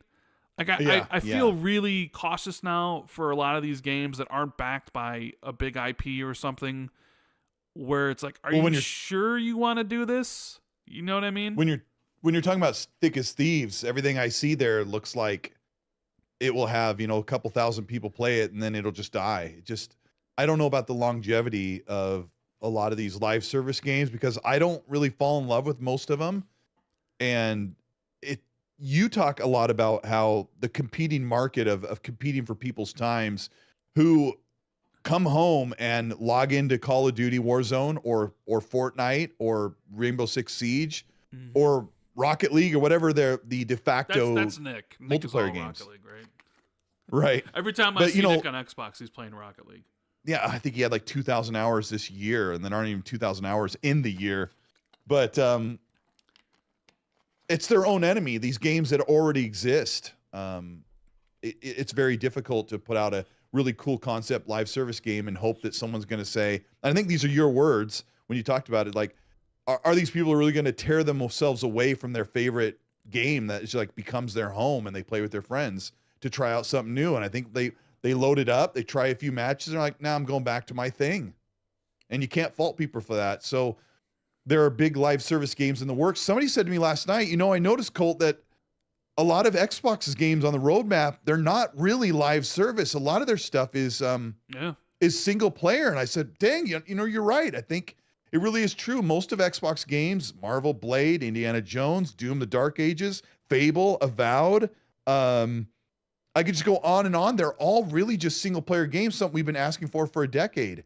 And PlayStation is chasing the live service thing, as a lot of other platforms are. And I don't want to sound like a cynic because people would think I'm automatically against PlayStation, but I really think that Fair Games has a really big uphill battle coming for them, you know, because Foam Stars looked funny and fun, but it just died. And Square Enix is fantastic. We knew Foam Stars was going to die. They knew it was going to die because they put it out, and before even release, they were like, PlayStation Plus for a month, because they knew nobody was buying it.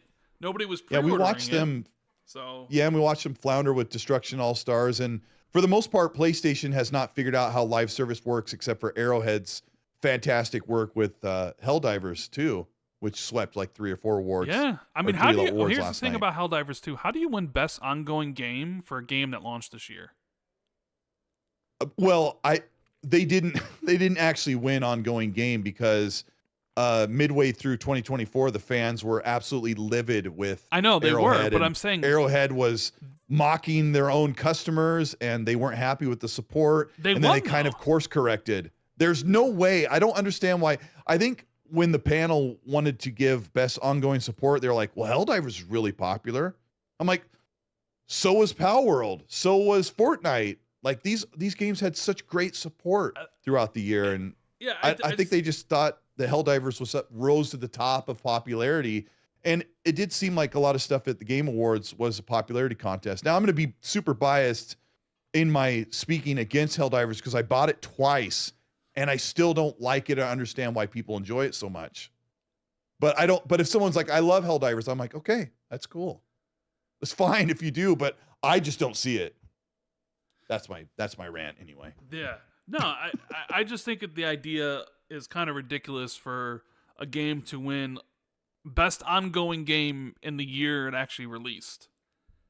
Like best ongoing game should be best third patch, yeah, best second DLC, or it's and like the idea that it's not Fortnite, which is blowing away the entire video game industry with ongoing support, is ridiculous. But that's where a lot of the flaws of the voting panel come in, because it's all going to be based around the games people actually play. And the problem is, I think most of the game industry just played Helldivers 2, so it was the one that like they wanted to win. Whether it's not Fortnite, you know what I mean? Yeah. So yeah, it's just how it is. It's just like because people always wondered, like, why hasn't Sea of Thieves been nominated for one of these? Like, it is absolutely a game that is, you can look at it and be like, it's like 7 years old. Like it's hard to bring that into discussion. Yeah, but my point is that in the last 6 years since Sea of Thieves has come out, it has had excellent continued support, ongoing, more than a lot of the games that are nominated for this stuff. But it's all based on what the panel and everybody like actually is playing at the time, and nobody was really playing Sea of Thieves in the game journalist space. But they all were playing Helldivers, right? And even though like you can look at it and be like, I don't know, I think Fortnite should have won that easily, but Helldivers, yeah, it is just because I think that was what everybody like was playing. So it's like that wins. Yeah, and it was super popular. And Collingwood said, "You're being super biased, Colt." I did tell you that I have a massive bias when I say that Helldivers doesn't deserve it, because I bought it twice and I still don't understand why people like that game. But I just didn't get it. But when you look at support, like, it absolutely should have been Fortnite. Fortnite is like, everything they do, the fans, like, they're so happy, and so they celebrate the amazing updates that they bring to the game every season, and their support on the game is amazing. Or even Power World was a fantastically supported game, and Cyberpunk came in kind of late. That patch came in past the deadline, because Cyberpunk could have been in there again and won it again. But yeah, and Helldivers, yeah. Leo Lion says Helldivers is blowing up. There was like thousands and thousands of people jump back on, like 100,000 people or something jumped on last night after the big update. Yeah, I mean, they had the update in the new expansion or whatever it was. Liz in the super chat says with $4.99, Arrowhead did a 60-day turnaround around August and October and did 2 major updates and reverted all the changes they made and OP everything. They made it fun again. Oh, that's good. Yeah, that's good. And Noob Sabat with the 5 says Xbox doesn't need more live service games. They already have the biggest ones in Elder Scrolls and Minecraft. I mean, they do. I mean, they got Elder Scrolls Online. They got Minecraft. They have Call of Duty. They have Diablo. They have World of Warcraft. Am I forgetting any, Cole? Yeah, like maybe. They have Halo. Yeah. They have Sea of Thieves. They have. I mean, am I missing any more of their live service? There's littler ones like Grounded is. Grounded, although that's ended. Remember, like they did the final update for Grounded, so that's sort of over. Yeah. Overwatch 2. Forgot about Overwatch 2. So, yeah, I mean, you could say they don't need any more of that. Although I do expect something like Fable to have some sort of live service aspect of, well, I even forgot Forza Horizon, right? Constantly gets updated. What would Fable do that's live service? I mean, I'm just saying, like, updates, maybe new quests, maybe there's even a multiplayer aspect of, like, co-op for certain dungeons or something. I would imagine, I mean, look at, like, Playground's games, and we talk about best ongoing game, and, like, Forza Horizon 5 is still putting out content, but, of course, doesn't get nominated for anything, right? I would predict that the reason why Fable's taking so long is they're just making this fully realized single-player experience. I can't imagine... looking back at the trilogy, there was very little live. What do you mean? Fable 2 and Fable 3 were co-op, like the whole game. You can play Fable 2 co-op you can online? Play Fable 2 yeah, I played Fable 2 co-op. Yeah. What? Yeah, you could play Fable 2 and Fable 3 in co-op. You were tethered to the other character in 2, which kind of sucked. But yeah, 2 and 3 were co-op. What? No way. Okay. Absolutely. What? No way. What? No way. Yes, Fable 2 and Fable 3 were co-op. I never knew that. And I just played Fable 3 like a year ago. Yeah, not that long ago. All the way through. You played it, yeah. I had no idea. I knew it connected to the online for, whatever. Okay. Well, then we got the show started proper. Geoff Keighly came out there. We got a big reveal right away. Couple big reveals right off the get-go that are sort of dominating discussion online in the right ways, but also the wrong ways. And we don't know when this next game is coming out. I would probably guess 2027, maybe. But it was shown off using an unannounced Nvidia card, Colt. I don't know if you saw. I don't know if you saw. Did it say that on the trailer? Yeah, it's at the very bottom of the screen. It said running on a unannounced Nvidia card, so probably a 5090. But we got because this 5090 actually isn't even announced yet. That's funny. Well, I don't think is any of the 50 series cards announced yet. I don't think so. We've been talking about them so long. I just figured that. Okay, that's funny. But yes, it is anyway a cinematic reveal trailer for The Witcher 4, which is sort of kind of been announced already. Like, we knew they were working on a Witcher game. I think it was like Project Polaris that had, like, I think it started full production. A lot of people consider Witcher 3. Like, when you talk about game of the generations for the Xbox One, PS4 generation, some people will tell you God of War 2018. Some people will tell you Red Dead Redemption 2. And other people will tell you The Witcher 3, right? As games that defined a generation. So here we have a sequel. Main protagonist is Ciri, which, you know, if you played Witcher 3 or you know anything about the stories, you know, it's all been kind of like setting up for her to take over for Geralt, Geralt. Mm-hmm. Obviously, you know, there's the spooky stuff that they do with the lore and the whatever demon thing she was fighting in this trailer. Long ass trailer, good trailer, right? 6.5 minutes. And you know, you pushed me to play Cyberpunk this year, which is CD Projekt Red, and I did play it. Oh, and it's have you not played Witcher 3? Well, no, I have played Witcher 3. I never finished Witcher 3. I think I have like 60, 70 hours in Witcher 3, but I didn't finish it. Oh, okay. So, like, between now and when the next game comes out, I will go back and finish it, and I will do Blood and Wine and the DLCs. I haven't done the DLCs, but I've cranked out the entire playthrough. But how do you feel about Witcher 4? It looks awesome. Yeah, what about the online discussion surrounding it? All of a sudden, people are like, Ciri's ugly and blah, blah, blah, blah, blah. And it's like, oh my God. I would like people to stop assuming that I have a certain political standpoint when it comes to certain things, but I assumed all this time we would play the next Witcher game as Ciri. Mm-hmm. I think she looks awesome. She, there are strong debates about if she is a Witcher, since she can't truly become a Witcher being a female because of the lore and everything that my friend was explaining to me. But she also is drinking potions, so I'm assuming by some crazy turn of events, Ciri will be an actual Witcher, and she looks fantastic. And I think there were some grifters who were trying to get their army up in an outrage about her not looking super hot. Geralt was 98 years old in The Witcher 3, The Wild Hunt, and I would assume that Ciri is also quite seasoned in her age. Unless you want a Jilf, this is what you get. I think it looks cool.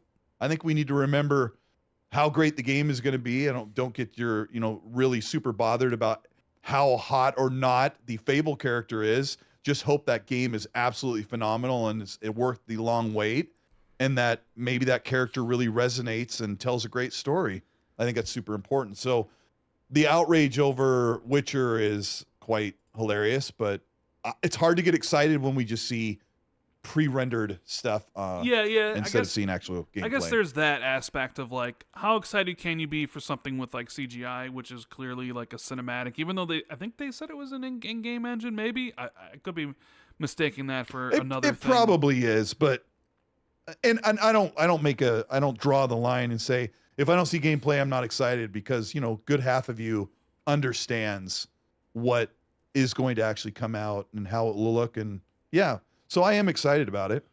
Yeah, I guess, because we had this discussion when we were watching it, because one of my buddies was like, and he was like, what is this game going to do that Witcher 3 didn't do?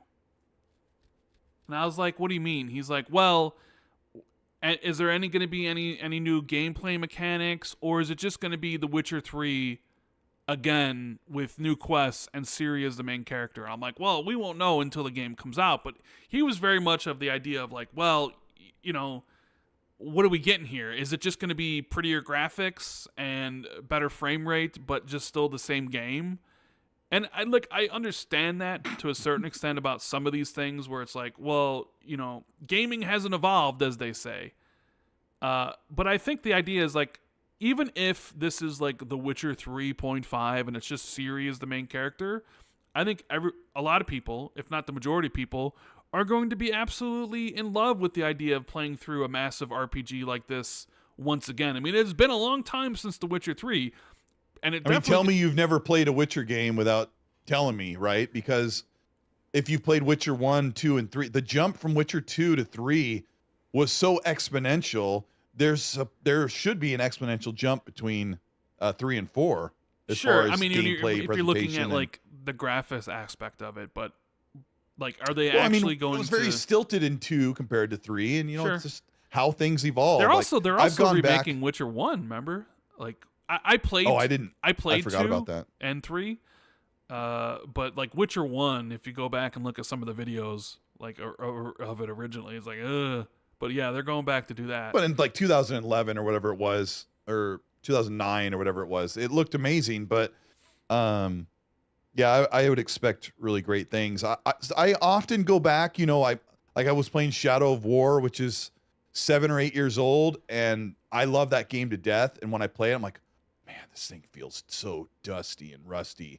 Like, it is aged so much in such little time.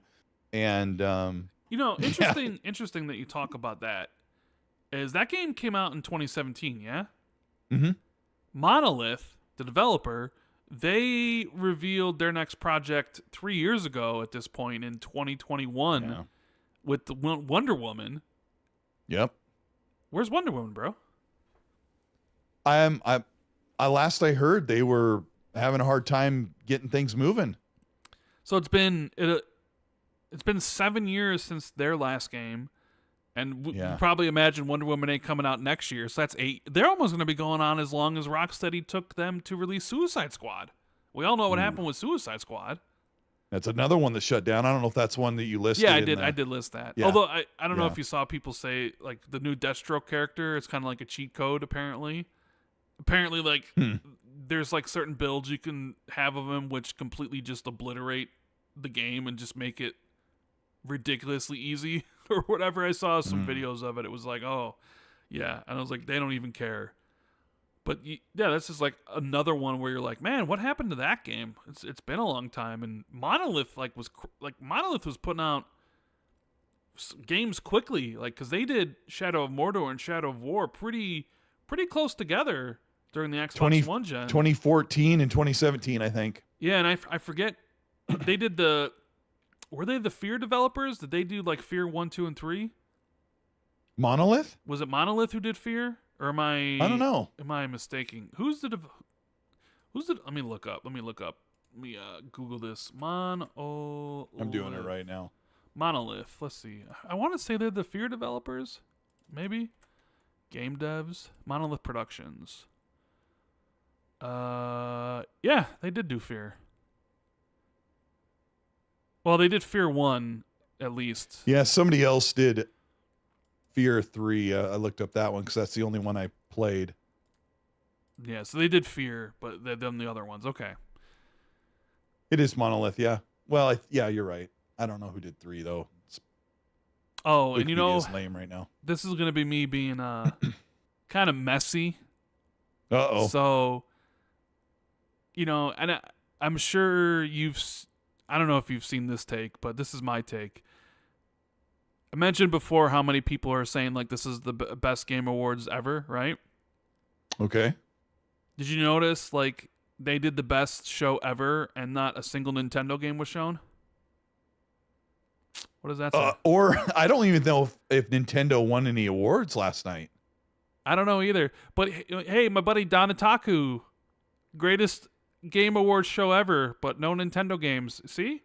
We don't need Nintendo. Who needs Nintendo? Although I guess the guy from Astrobot when they won Game of the Year basically thanked Nintendo for making Super Mario Brothers though. So, But he noticed he wouldn't say Nintendo because he probably didn't want to get fired. It's funny how you and I have survived over the past 15 to 20 years without really playing Nintendo games for the most part. I'm just fine. I know they make fantastic stuff, but I've been just fine without them. Maybe I could have sprinkled some Nintendo stuff in throughout the years, but I really haven't played much outside of the Wii. But they are pretty popular. Fuzzy Tomato goes, Nintendo's dead, shut it down. They're crouching low. Like when they showed something last night, I was like, they had like I think when they were talking about the Princess Zelda game or whatever it's called, Princess Peach, then they had a Zelda game. They had like 3 games in the family games category, and I'm like, just announce the Switch already. Just rip the Band-Aid off and just announce the Super Switch, and let's just start selling it. Just what are you waiting for? Yeah, because I want that boost to the games industry. When Nintendo announces the Switch, it's gonna light the industry on fire, and it's gonna be really good for them and everybody else. So, sure will. And I think PlayStation will put games on there as well as Xbox. Gamer Chronicle Renee TV says, Rand, Transformers Fall of Cybertron has officially been listed on the PlayStation Store. Oh, has it? Well, that would give some credence to it releasing soon if that's the case. And there's something off with War for Cybertron, the first one in that series, that never shows up in listings and is not available to buy on any store anywhere, even on PC and stuff. There's something about War of Cybertron, like, I don't know why it's not. I don't think it's going to be included. Just be Fall and the Dark Spark or whatever. For Transformer people that care. We have next up a game that people are like, what? We have Elden Ring Nightreign, which is a co-op spin-off, like a co-op roguelite Monster Hunter-ish spin-off of Elden Ring that's actually releasing in 2025. And it features a bunch of fan favorite bosses from Dark Souls and Bloodborne as well. What do you think is different from this as opposed to bringing in your friend, summoning your friend in co-op? Well, it looks like this is like specifically designed to be played in co-op, where a lot of Elden Ring isn't. Okay.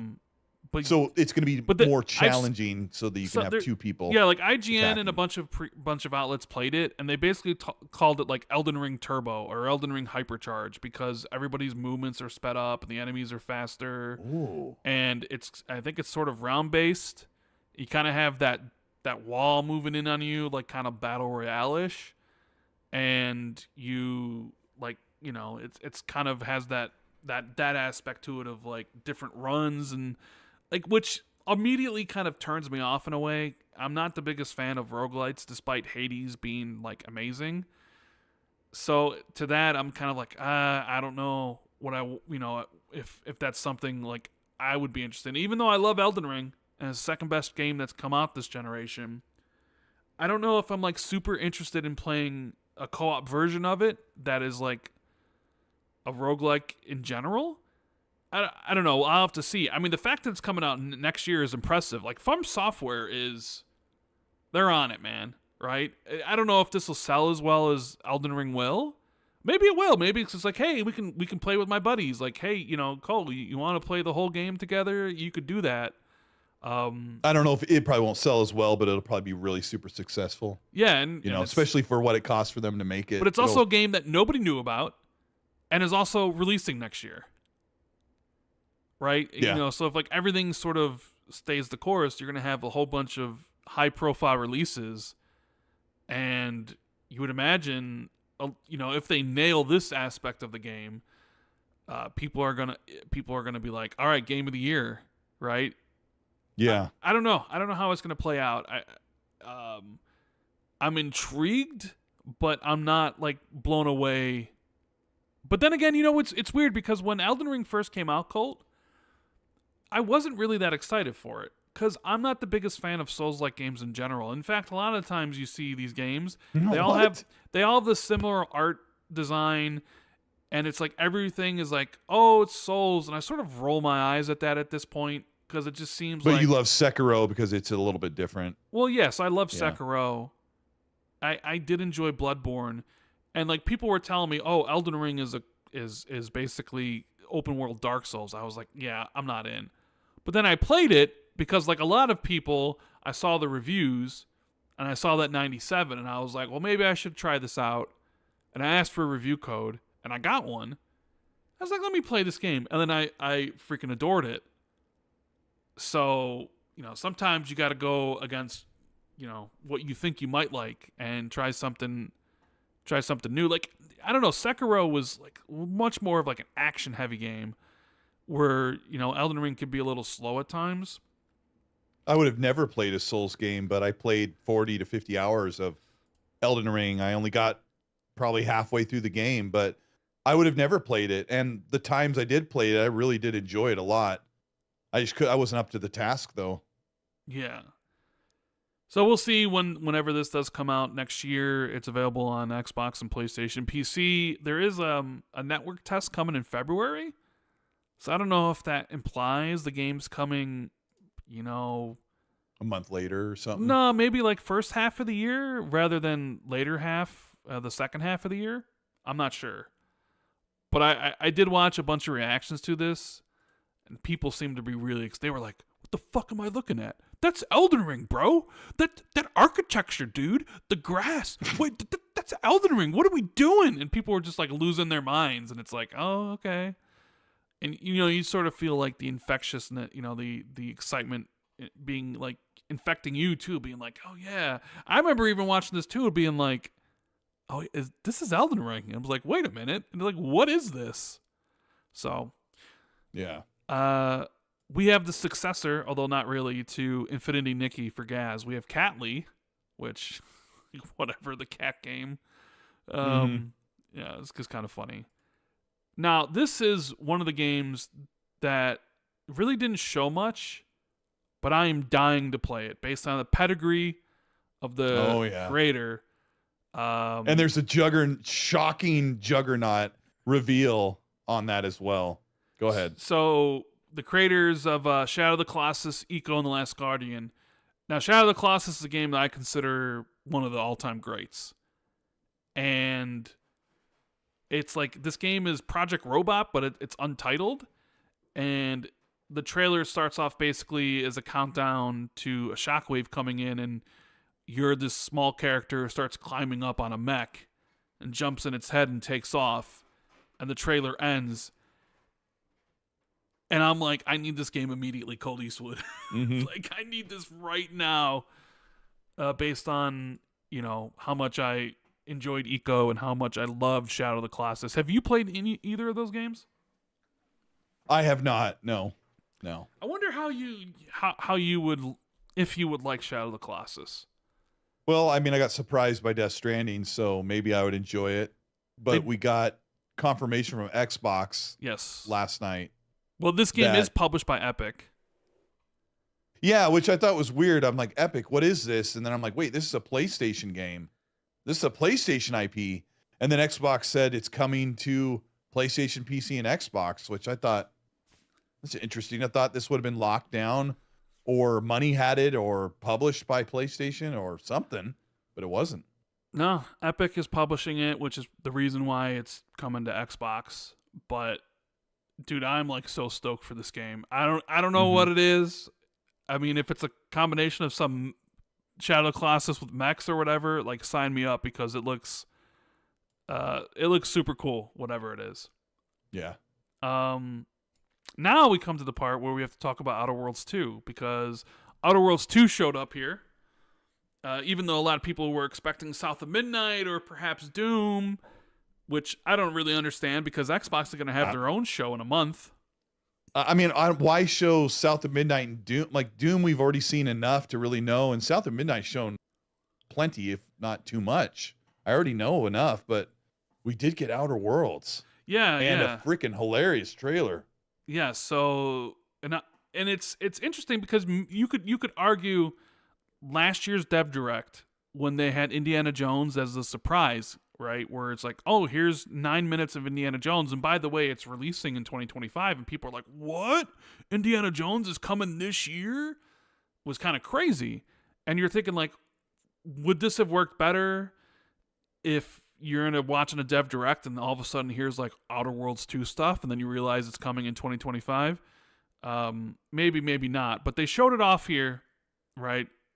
If you liked Outer Worlds 2 or Outer Worlds 1, you're probably going to really like the game. They talk about how the game basically took three times as long to make, but will surely be maybe 2 times as big. Right? Because like the voiceover on the guy in the trailer is great. Like the jokes and stuff. And there's some cool looking weapons. And I mean, I don't think it looks 2 times better, but some of my friends I talked to said that it really looked improved over the first game. And I put out a video this morning showing the trailer, and then I threw some Series X enhanced gameplay that I have. And Outer Worlds 1 looks incredible on Series X right now. Looks like a PC version. So I just wondered why Xbox didn't reach out to their fans and go, hey, just want to give you guys a heads up so you hear it from us first.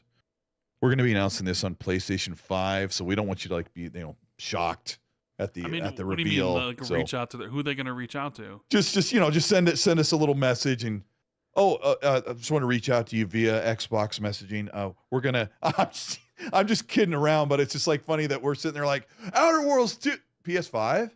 Oh, well, yeah. So there was two surprises within the trailer itself. One, that it's coming next year, which is like set up to be an absolute crazy year.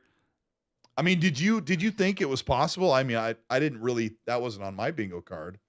2025 Outer Worlds when Avowed's coming out. Well, Avowed was supposed to come out this year.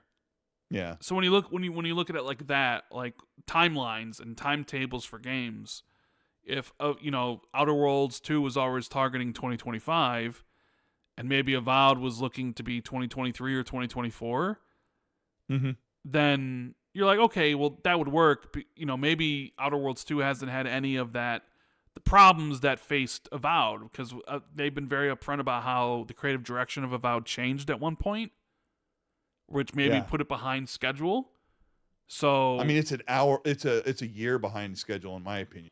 yeah, I think so it like could have been out okay, a if long they time just ago. stayed the course with Outer Worlds 2, here it is. Now this is the problem that Xbox will run into at some point in time, is that you have so many studios making so many games that sometimes it's like, where do you release them all? And like we've been waiting for that like moment where like, okay, they've reached that and you're really at it. Because remember, like Matt Booty's like, man, my Excel sheet is just over. I don't know. And like when you look at like this year, it's like, well, it was just Hellblade for a long time. But then yeah, the end of the year was crazy with Aura and Age of Mythology and Call of Duty and Indiana Jones and Starfield DLC and Diablo DLC and Flight Sim and right, not to mention stuff that isn't really theirs like Stalker 2. You know what I mean? Mm-hmm. They Yeah. had like a whole smorgasbord of stuff from September to December, but that left the rest of the year basically barren outside of Hellblade 2. And now, like, next year, you have South of Midnight, you have Avowed, you have now Outer Worlds 2, but you also still have Doom the Dark Ages, a new Call of Duty, Fable, Towerborn's full release. Not to mention, I think Elder Scrolls remasters next year, Elder Scrolls remake or whatever, the Oblivion remake or whatever. There's probably more expansions and more seasons for, Sea of Thieves will probably get another more seasons, and there might be another Diablo expansion or something, I don't know, or Starfield, right? It's supposed to get another DLC next year called Starborn, right? So you look at the year and you're like, holy shit, like that's sort of like what we always thought at least Xbox would eventually reach, where you're at the point and you're like, do they even need Outer Worlds 2 next year? Like, why would Obsidian want to release 2 games in 1 year? Because it's like, well, what do they do afterwards? Because I did see Paul Tassi say that to Jez. It's like, well, what are they doing after this? It's like, well, I mean, they're probably doing Grounded 2. And I would imagine, depending on success, like Avowed 2 and whatever else they want to make, really.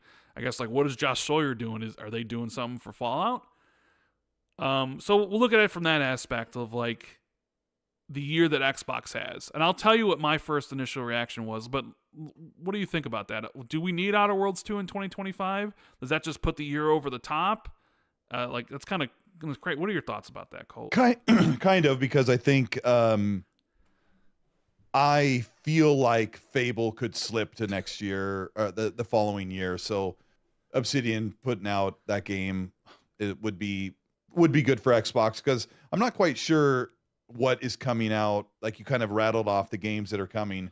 So do we need Outer Worlds 2? I think my first answer is definitely yes, because over the past 4 years of these new studio suites, they've put out very few big games. And so if you have kind of a packed year or a heavy year, oh, well, that's your problem. And my opinion with Xbox has been like, oh, we don't want to pack our schedule too tight. And I'm like, too bad. You made us wait a decade for some of these big games, and they're finally coming out. And I understand that you need to like evenly space out your Game Pass suite, but you've got 30 million fans on console, and you've got 10, 15 million fans on PC Gamepass who are waiting to see what Xbox is making. So as soon as they're ready, get them out there. Yeah. It's I think that's kind of what they need to do. Yuden says Outer Worlds looks great on Series X. But what version is he talking about? Yeah, I mean, there are 2 versions, right? I only have the vanilla version that got enhanced, so it's like a dynamic 4K 60. Well, there was the It looks Spacer's fantastic. Choice version that also came out later. I'm not aware if they look different. I think they visually did look different. Yeah, I think that was the whole thing. Was it real? Then I should pick it up, because this. Yeah, the standardized version looks amazing, and I have it in my video because I put the footage up. I'm like, holy crap, this does look really great. The whole thing was that the Spacer's Choice one looked like way worse or something, and people were like, worse. I think people were like, I don't know. I think they did change it, but I remember the people were outraged when they were like, what is this? Why does this look worse or something? Oh, I don't remember that happening, but I would definitely recommend just the vanilla version. I have it with all the DLC, and it looks phenomenal. Yeah. But yeah, the Outer Worlds 2? Yeah, I think so, because I really feel like Fable's not quite ready, and that could be one of Xbox's like quirky, cool games, because Doom: The Dark Ages is like going to be a pretty huge release too. Well, right. If you Yeah. look at the first half of the year, you're probably gonna have Avowed in the South of Midnight, maybe even Doom at the middle of the year, like June or something. And then the end of the year, you have like Fable and Outer Worlds 2, but then you got to worry about Grand Theft Auto. We just saw that report where it was like a bunch of publishers are terrified about the idea of Grand Theft Auto, Yep. and they're not going to commit to anything until they know when it's releasing this year or if it's delayed. And I was thinking of like, well, when is Outer Worlds 2 going to come out? And I think it's going to be fall of next year, like right around that October timeframe when the original came out. And you're like, well, Okay. does that leave enough time for Fable? And my first thought when I saw Outer Worlds being hit for 2025 was, oh, this will give them some breathing space to delay Fable to spring 2026. Right. But then I thought, well, what happens if Grand Theft Auto gets delayed to spring 2026? Because you remember how like Avowed got delayed. Avowed moved out of the way of Shadows. To move away of all these other Veilguard. games, and then it moved into a month where all these other games released. And it was like, they moved into the worst month next to Kingdom Come Deliverance 2 and Monster Hunter Wilds. Assassin's Creed and Yakuza and stuff. And it's like, you should have kept your release date. But that was my first thought, was like, oh, well, maybe Fable is coming, and I don't know. Like, this isn't like any sort of inside information or a Rand prediction. That was just my first thought was, oh, I wonder if Fable's coming, if they're just like, all right, well, we can have Outer Worlds 2 in the holiday alongside, Call of Duty or whatever else, and we'll move Fable to early 2026 or something. I mean, that could be wrong. I mean, they could easily launch Fable in 2025. I'm just saying, like, my first immediate thought was that. But, yeah, I did not expect Outer Worlds 2 next year for whatever reason. I mean, there's a lot of games that Xbox has undated, from Everwild to Contraband to State of Decay 3 to Perfect Dark, right? Or, Outer Worlds 2 was Gears E-Day, Outer Worlds 2. Oh, my gosh. So it's like, okay, now you have Outer Worlds 2 data for 2025, and you're like, holy shit. That's a lot, right? And it's just a matter of spreading them out and releasing them. Yeah. So people are like, I think. Go ahead. I know that Xbox won't listen to us, but I think if you think Outer Worlds 2 could be out in November, they're so afraid to like interfere with their own games. And I don't think they want to release something in November knowing that they have Call of Duty, but I think you can put out Outer Worlds in early November. People will crank through it in a couple weeks, and then Call of Duty can come out. They're also totally different fans. And I think Xbox needs to come to an understanding that they have such a diverse lineup of games. I think their publishing arm has the most diversity in game genres of anybody, it seems like. And I think that they can afford to put some games next to each other and pull in a certain amount of people to Game Pass in the console based off of an RPG, a space RPG, and then pull in those people who are like diehard competitive players for Call of Duty. And they can have those instead of, I think they want to cast this net out and grab each individual group of people at different times. I think they can have some overlap there and still win. But what do I know? Maybe they look at the telemetry and they're like, that's not going to work. You're going to hinder the performance of Outer Worlds 2 if it's anywhere near another big franchise of theirs or something else they plan for Game Pass. But selfishly, I think they need to just get games out and just get them on the service and on the platform, because the wait has been long for fans. I don't know if your audience feels that way as well. Yeah, I'm sure. I mean, the idea of having too many games it's like, that's a good problem to have. I'd rather have too many games to play than no games to play, or a small amount of games to play. Plus, like, with the amount of other, third-party games that we're releasing next year is kind of crazy. So you just need to release when the games are ready. And if Outer Worlds 2 is ready and Fable is, then you release them both. Because it's not like they don't have games lined up for 2026 and between like Perfect Dark and State of Decay 3. You know, It seems to be just as packed, right? I don't know when Contraband's coming out, but you know there are a whole bunch of other games in the pipeline. So if you have a great year and you release 6 or 7 games, then it's like that's what happens. You just need to do it. But I mean, it is exciting to be like, holy crap! Like they have a ton of high quality games releasing next year. And then the other topic to this discussion is, yeah, the trailer said PS5 on it. Oh yeah, that's right. So then it's like, okay, well, it's not a timed exclusive like Indiana Jones was. This is a day one release on PlayStation, similar to Doom: The Dark Ages. And then people will come in with their explanations or their excuses about why this is from, oh, it's a legacy game because the first one was on PlayStation, even though like the same could be said for Hellblade 2 and that one's not on PlayStation yet. It was announced as an exclusive in 2021 or whatever year it was, but now it's not. What changed? And it's like, well, $80 billion and a shift in Microsoft's philosophy is what changed. I think when we talk about Xbox's multi-platform strategy, and I've said I think it's a mistake, but what does my opinion matter to Microsoft in the long run? It doesn't. They're going to do what they're going to want to do. They're going to do whatever. It's like, and I think at this point was Xbox won't have any exclusives moving forward. And the only thing that you're going to have to debate is whether or not it's a day one game or it's a timed exclusive. And when I say that, I mean that for like every game. The next, Forza, Gears, Halo.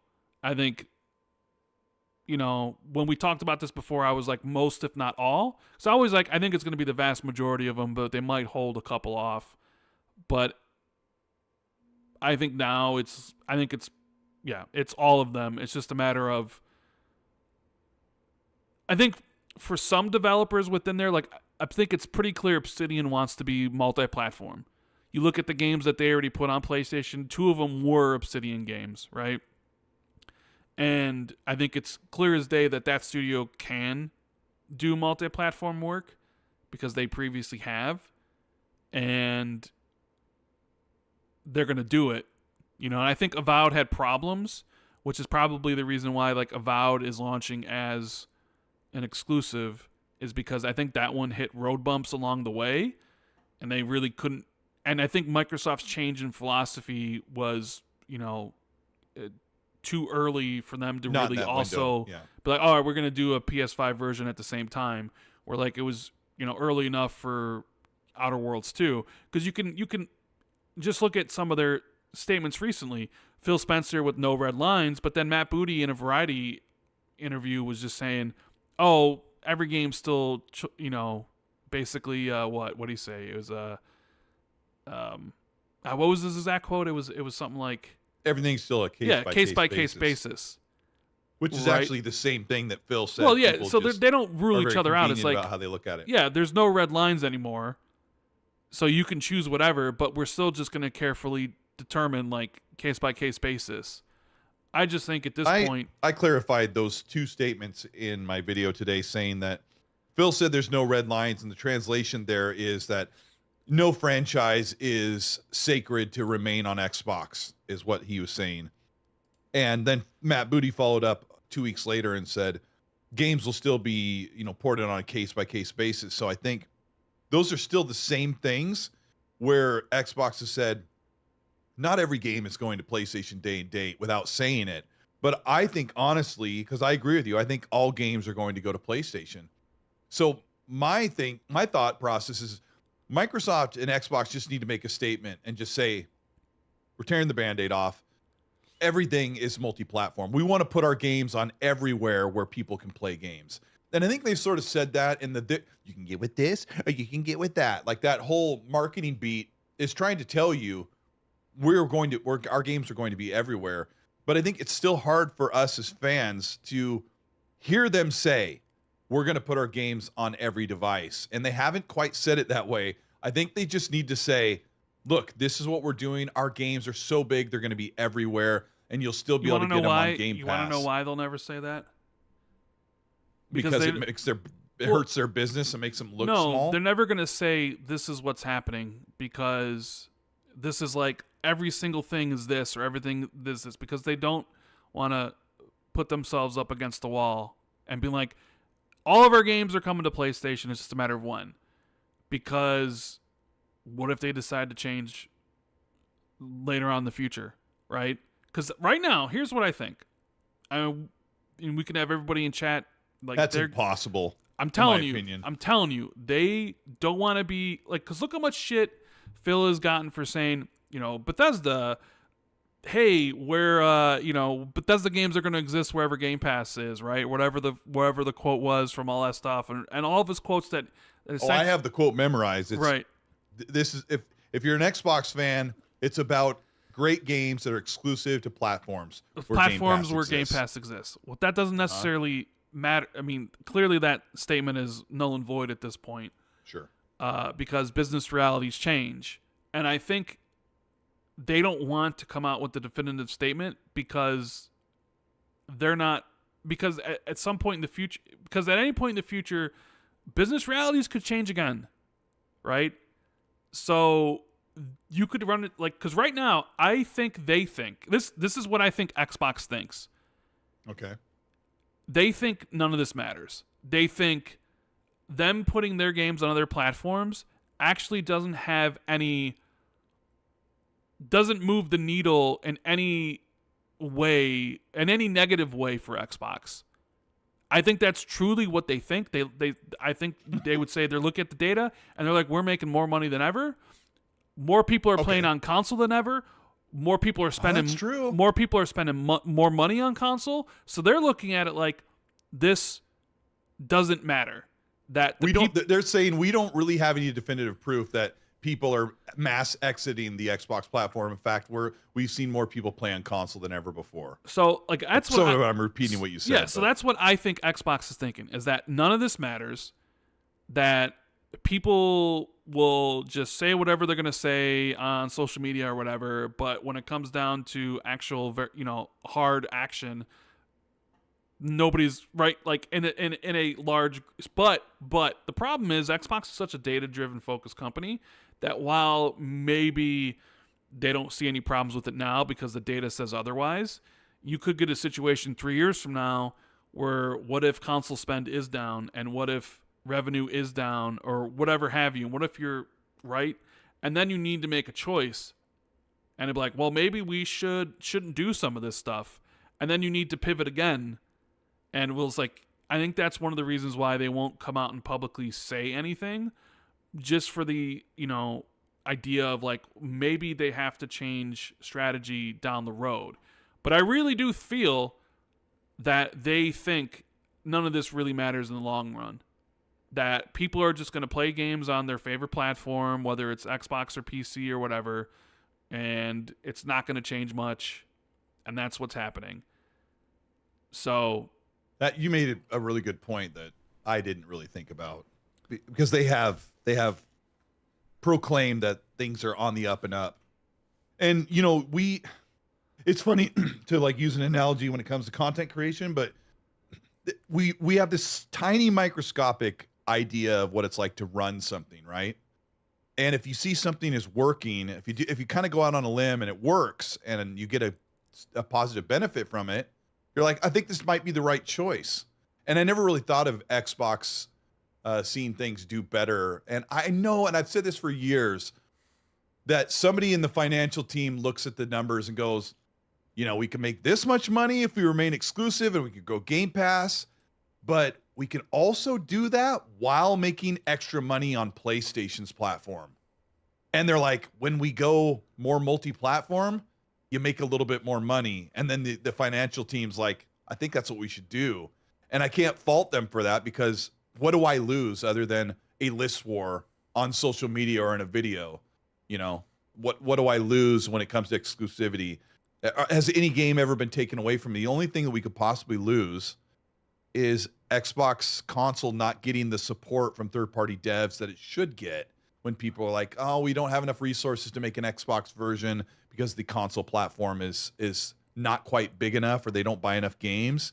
And Jez has done a really good job of reporting on that and giving his opinion and take from how that, pans out. Yeah.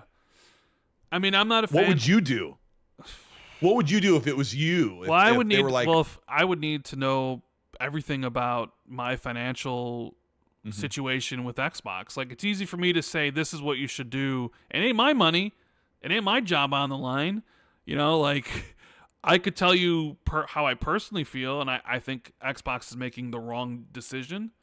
But like I said before, like, they don't care what I think. So it doesn't matter, essentially, how I feel about this. Like, personally, it doesn't matter that Outer Worlds 2 and all this stuff will come to PlayStation 5 or Switch 2. No, I don't care.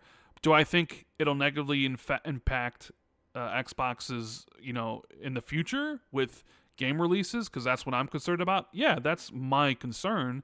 And I've said my concern to people at Xbox about that. So I've said my piece to the people that need to hear it, Too many times, probably. It's their company. Well. They're going to do what they want.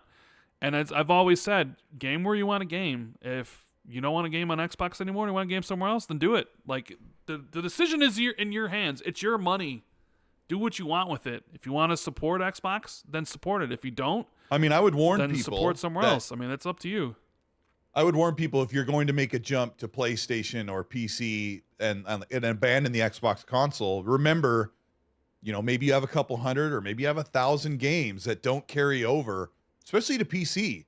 People, think, oh, Xbox games are all on PC. Well, I would bet, 3/4 of your library is not coming over when you move to PC. And if you're okay with that, go have a great experience over there. But I would hope that Xbox would continue to value the console customers that bought the hardware and bought into a $500 or $600 console. And we've invested our library here. And I think some of the things that Phil's doing will help bolster up and support those purchases we made.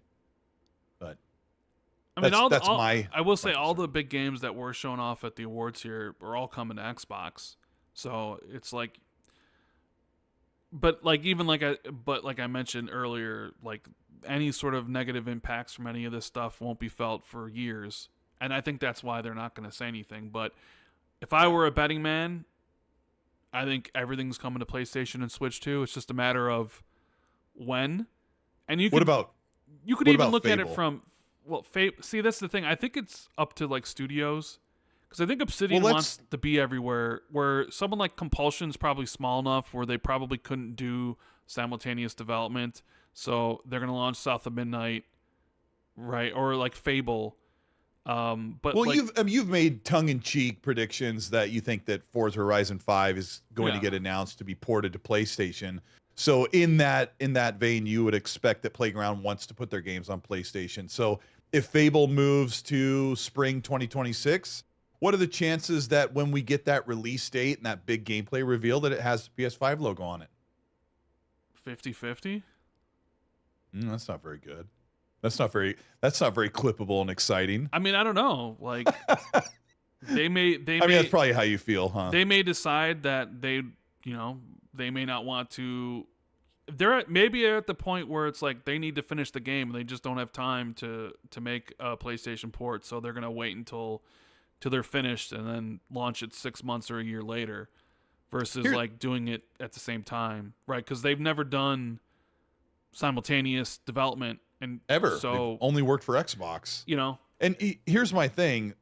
I don't understand why Xbox doesn't just draw a line and say games will be exclusive to Xbox for a very short time. I don't know why the Doom the Dark Ages needs to come to PlayStation at launch, because my issue, I don't need the exclusivity, but as a company trying to build Game Pass up and have it become this huge thing, if you can get that somewhere else, people have the chance to get it somewhere else. And if I wanted to grow Game Pass as big as it could be, Elder Scrolls 6 is a meal ticket to grow Game Pass and sell hardware and sell games on your PC storefront where you make 100% of the revenue on it. And when you say, oh, well, Elder Scrolls is a legacy title, it's going to release on PlayStation, you just chopped 50% of your sales away from Game Pass console or PC on Xbox. That's what I think. And that doesn't affect me as a consumer, but as a brand where they're trying to grow Game Pass, I think they chopped the legs out from underneath the necessity to subscribe to their service or buy the games from them. That's why I look at it that way. Yeah. I don't know if it really works because, like I said, if they still make plenty and make even a little more on PlayStation, that's the choice they're going to make, and I think it's why we're here. Maybe. We'll see. We'll see how it all plays out. But it's still pretty cool. But, I mean, Outer Worlds 2 does 2 look really, really, 2025. Really good. You know what else looks really good, Colt? What else looks Split good? Fiction. Bro, okay.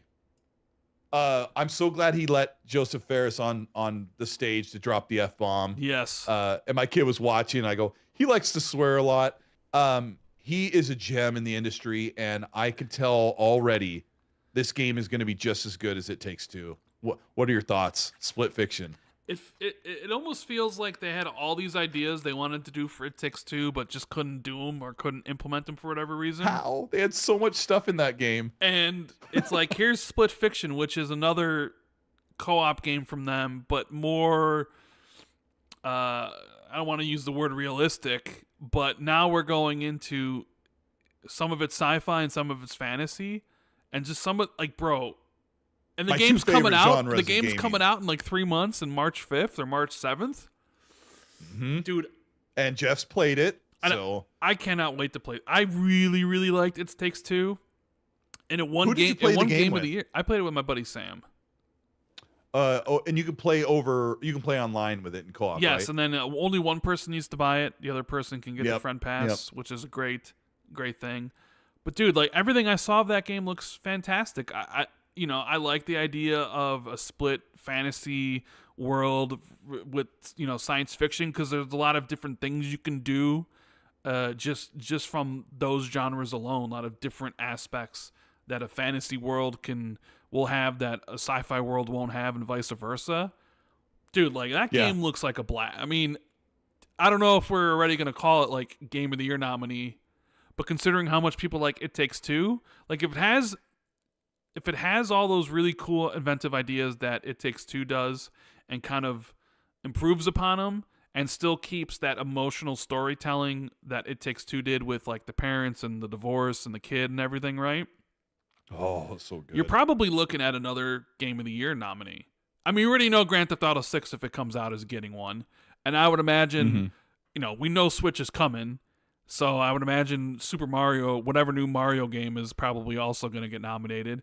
And probably the Elden Ring game, which we talked about, Nightreign, considering how much people, they love From Software. So you're already looking at 3 nominees locked. And yeah, maybe Monster Hunter Wilds gets a nomination. I don't know if it. But there's a lot of games coming, so it's like, is this one? I mean, we know people love him and his studio and his co-op games, so it's like it could be like I like that we got to see gameplay where it was like, okay, he showed it and there's a trailer, but then he actually got to talk over it and explain how the game went. We got to see the side-by-side stuff. Because, sometimes it is tough to just watch CGI trailer after CGI trailer where that's not the game. But then to actually see, like, an extended look of, like, this is what it is and all the cool things. Yeah, the whole thing was in-game as far as I could tell. The whole 4.5 minutes or whatever it was all, like, actual in-game captured in engine cinematic stuff from the game. Yeah, it looks. The problem with this game is I don't know if I'm going to love the fantasy RPG or the sci-fi stuff the most. Like, I can't pick, so I'm, I'll probably play this with my son, and I don't know which character to pick because I don't know. I mean, it's not so much like the character you pick, because you're both going to be in, like, you're both in the fantasy world, you're both in the sci-fi world, but you're talking about which world you're going to like better. Like, are you going to be where you like the sci-fi world so much that when you're in the fantasy world, you're like, oh, this sucks. I want to be in the, because I guess that could be a problem, but, depending. It Takes Two did that as well. There were like nature levels, and then there was like futuristic toy levels, and it covered like the whole gamut there. But this just looks like, oh my gosh, I can't believe it comes out in 3 months. I know. You're gonna play it with your son again? I think so. Yeah. Yeah. It was super cool. Yeah, we played it on split screen. And it was, it's amazing even on split screen. Yeah, I mean, there's some other announcements here. I don't know if I have much to say. Killing Floor 3. I don't really have anything to say about that. Steel Hunters, which I think it's like the Transformers mech game that looks cool, but I don't know if I'll really play it. I sort of wish Jez was here because one of his favorite games of last gen was The Long Dark. I guess I'll talk with Jez about this next week, but they showed The Long Dark 2. So I'm sure Jez would have been super excited.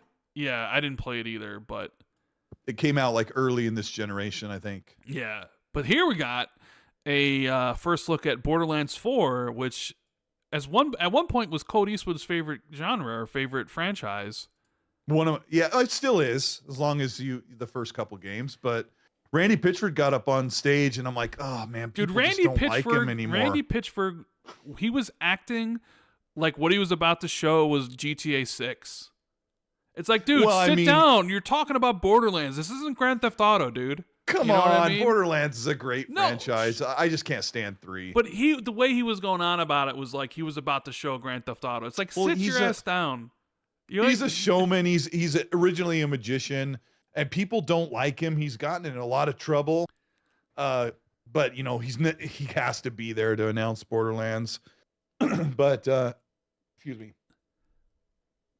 Borderlands 4 just looks like Borderlands 3 to me with different characters. Like the graphics look identical to 3, and I could see quite a bit of an improvement from 2. But yeah, this one looks like 3, and I hope to heck that this game has better antagonists than protagonists. Yeah. Wait, antagonists? Antagonists. Than the stupid social media twins. Like I played the game with Dealer Gaming in co-op like for 100 hours, and midway through the game, we turned off all voice audio. No character. We couldn't hear them at all because they were giving us headaches. They're horrible. We played the game with you as well, the blue level. The VR level. Blue VR level, yeah. Yeah. Less said about that, But, I guess one of my pet peeves I have with developers who do this, and there was quite a few trailers that did this, and I don't know how chat feels about it, but I really dislike trailers that start off as CG and then transition to gameplay. It's very jarring. Because it never looks as good as you're showing me something that I want. Like, look how good this looks. And then it's like, but this is actually how the game looks. And it's like, why would you do that? You know what I mean? Why would you show me that looks something way better and then immediately show me the product I'm going to get? It's like, sure, you can show me a CGI trailer and it's just CGI and it's like, all right, cool. I know what it is. And then a year or two later, show me what the gameplay looks like. It's not going to live up to the CGI thing. Fine. But do not show me both of them side by side within the same trailer. I really dislike games when they do that. I don't know why they do. I don't know. Like Borderlands 4 did it here, where they showed up. It's like, dude, everybody knows what Borderlands looks like. Everybody knows what Borderlands look like. It hasn't changed since 2009 when the first game comes out. And I don't know why you want to this is if this was the original announcement and it was just a CGI thing, fine. But it wasn't, because then they also showed you the game, and it was just like, it's a clear step down in every way from what I don't know. How do you feel about that? You see a downgrade within the actual trailer. But, I mean, they've done that in the past. They have really cool cinematics for the Borderlands games, but I think the actual gameplay still looked nice, but like I said, it looks just like 3. Out of the 4 characters who are clearly the Vault Hunters, have you picked which one you want to be yet? There was a character that had like dual wielding like pickaxes or climbing axes or something. I have to go. Let me click it really quick here. Because I always go for the character that has like the most magic-y stuff, like the Siren is always my favorite. And my Siren was a favorite in 2 and 3. It's kind of hard to pick out. Did you have a favorite one? No, not Because yet. they don't really show the powers. Well, I know some people always choose like Lilith or, you know, the character that has the Sirens. The Sirens, right? Yeah. Those powers. Because you have like Singularity. Yeah, Borderlands 3, I was the one who jumped into like the tank or the big mech. The mech. That was the one I sort of regretted that decision the more I played the game. I forget who I played in as 2. I think in 1 I played as the soldier. No, not Brick. The other guy. I was Lilith and I forgot Maya in 1 and 2. I forget who I played as in 2. I don't know. I always kind of just go for like the abilities that look coolest to me.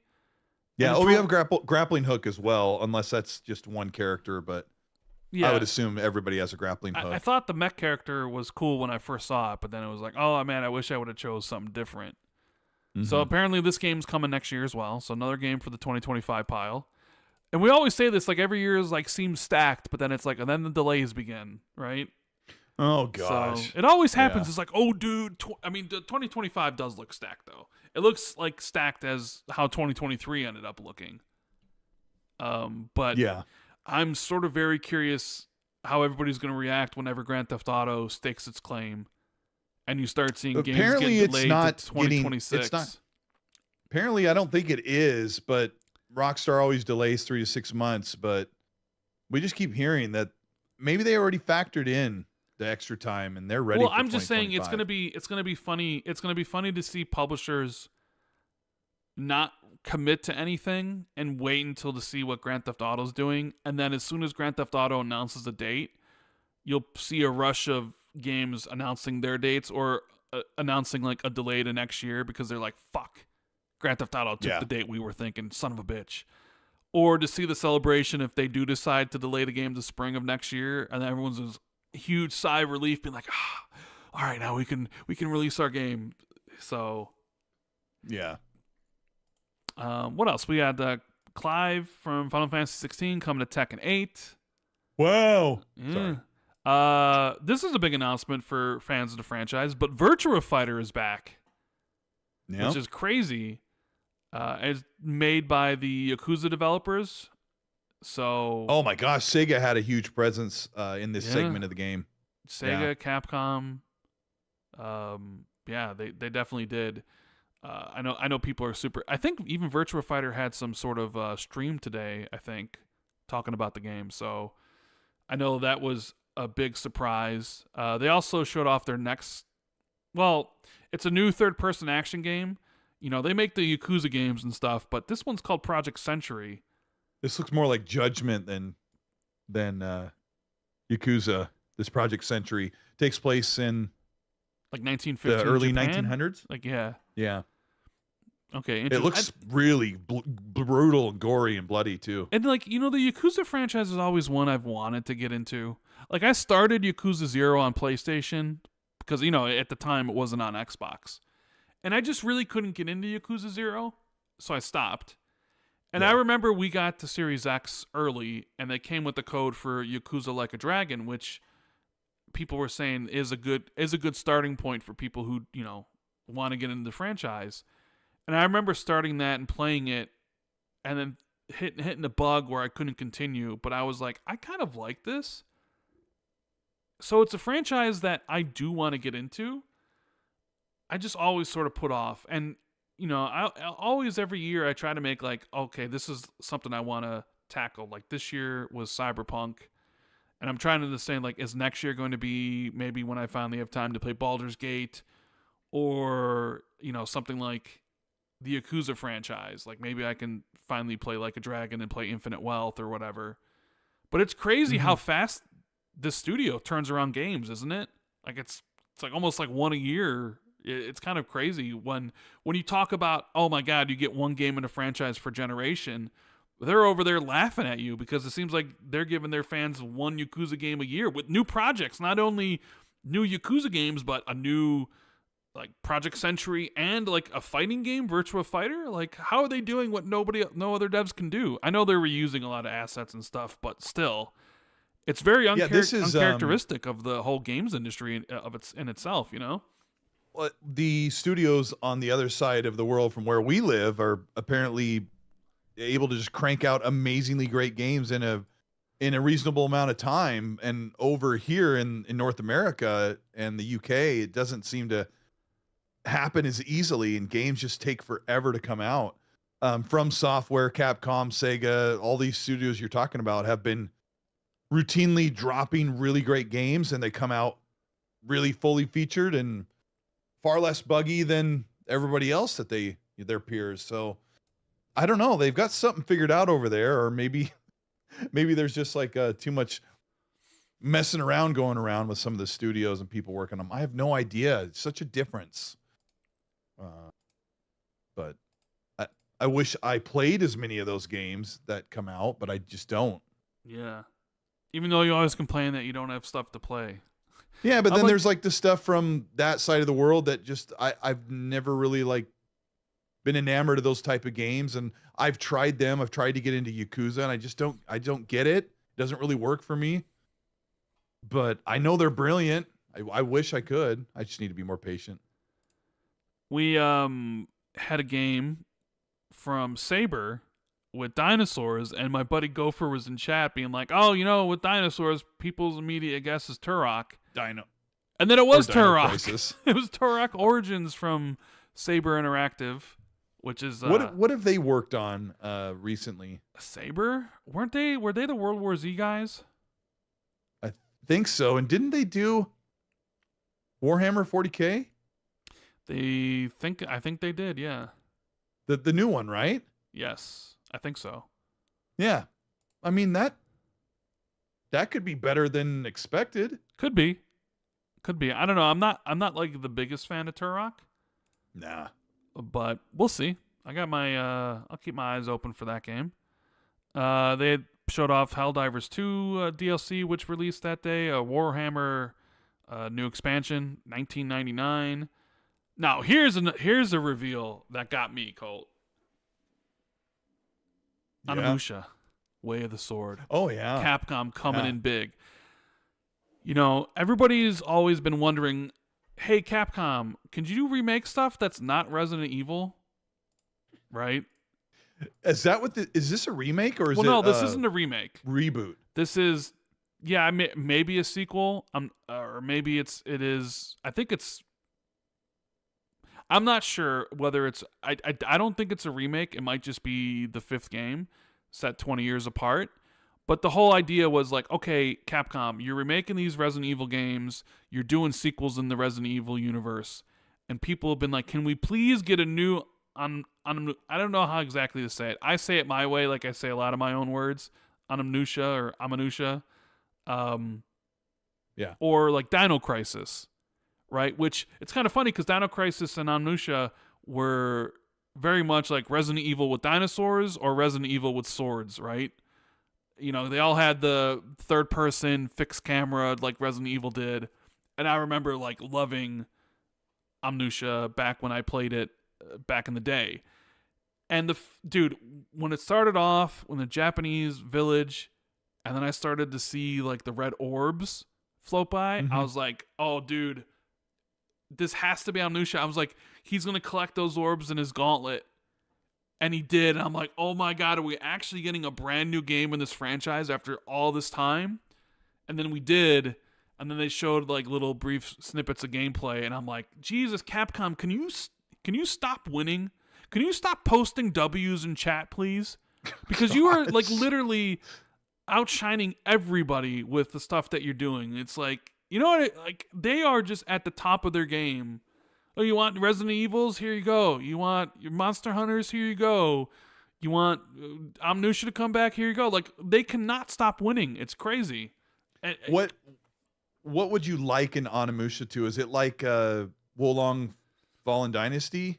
Is it like a Souls-like? No, I mean, game? So that's the thing. Like, what does a modern version of that game look like? Is it going to be a Souls-like? Was the original Onimusha? Because I played one level of it, and my buddy bought it for me, but it was, it's really old.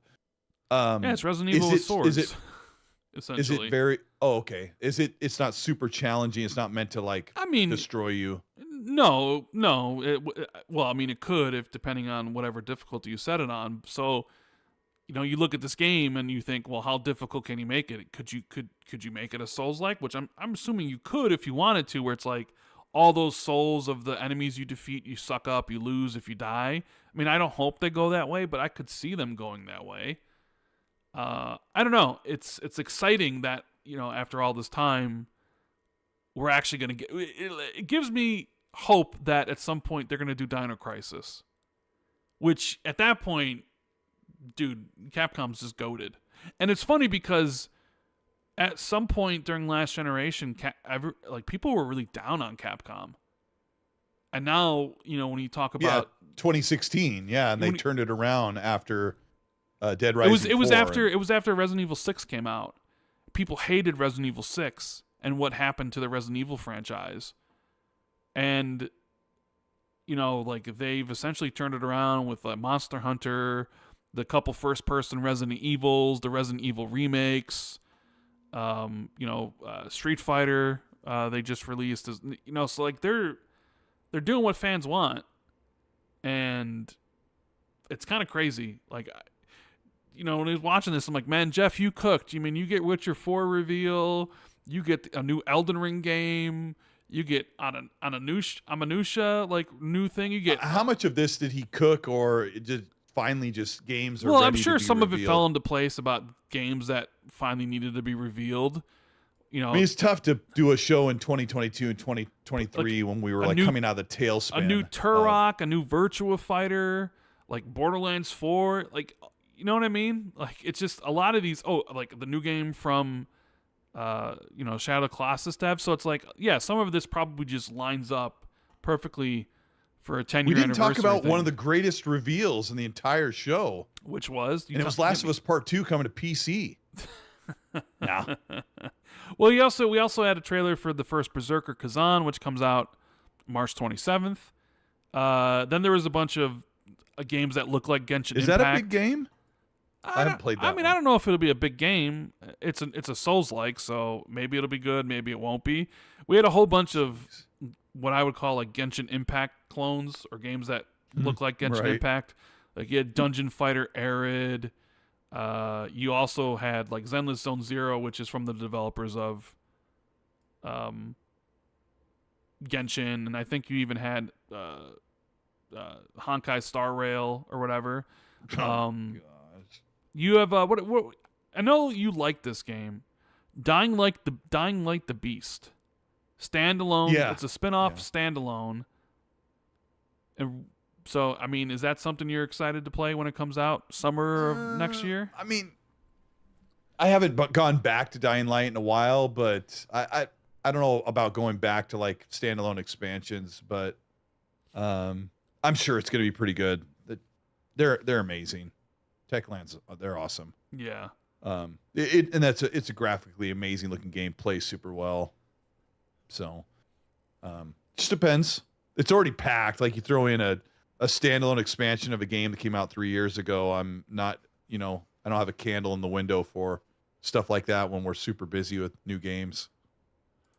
Yeah, there was a trailer for Post Malone's Hunt Showdown expansion thing.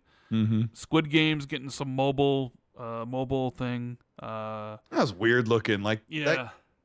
You kind of need a more serious looking Squid Game, because Squid Game is it's a big thriller, and making a quirky mobile game doesn't really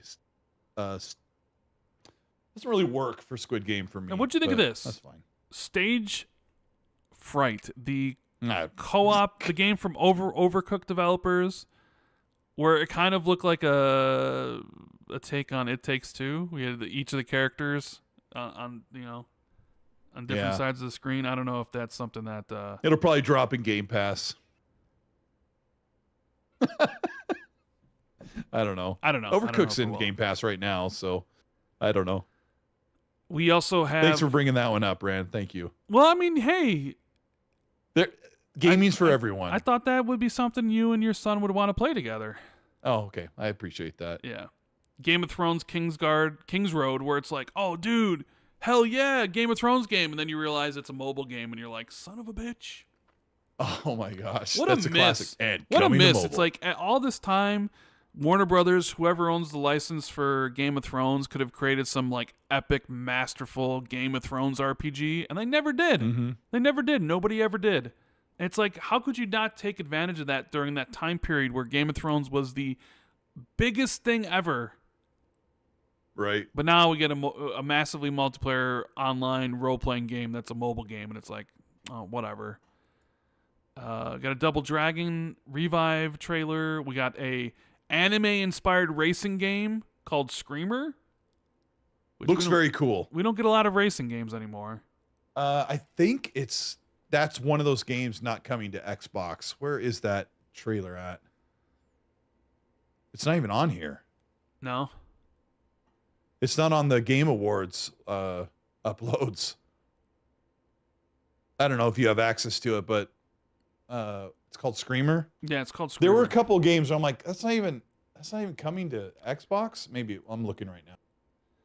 Like you mentioned, Last of Us Part 2 PC version coming in April. Oh, never mind. It just says MS-DOS. I don't know. That's 1995 game. It must be a reimagining of an old game. Yeah, from 1995. Interesting. 29-year-old PC racing game is coming. I'm sorry. I don't want to keep your time up with that. Den of Wolves had an early access trailer, which is a co-op heist game from the creators of Payday. I don't know. I didn't think it looked.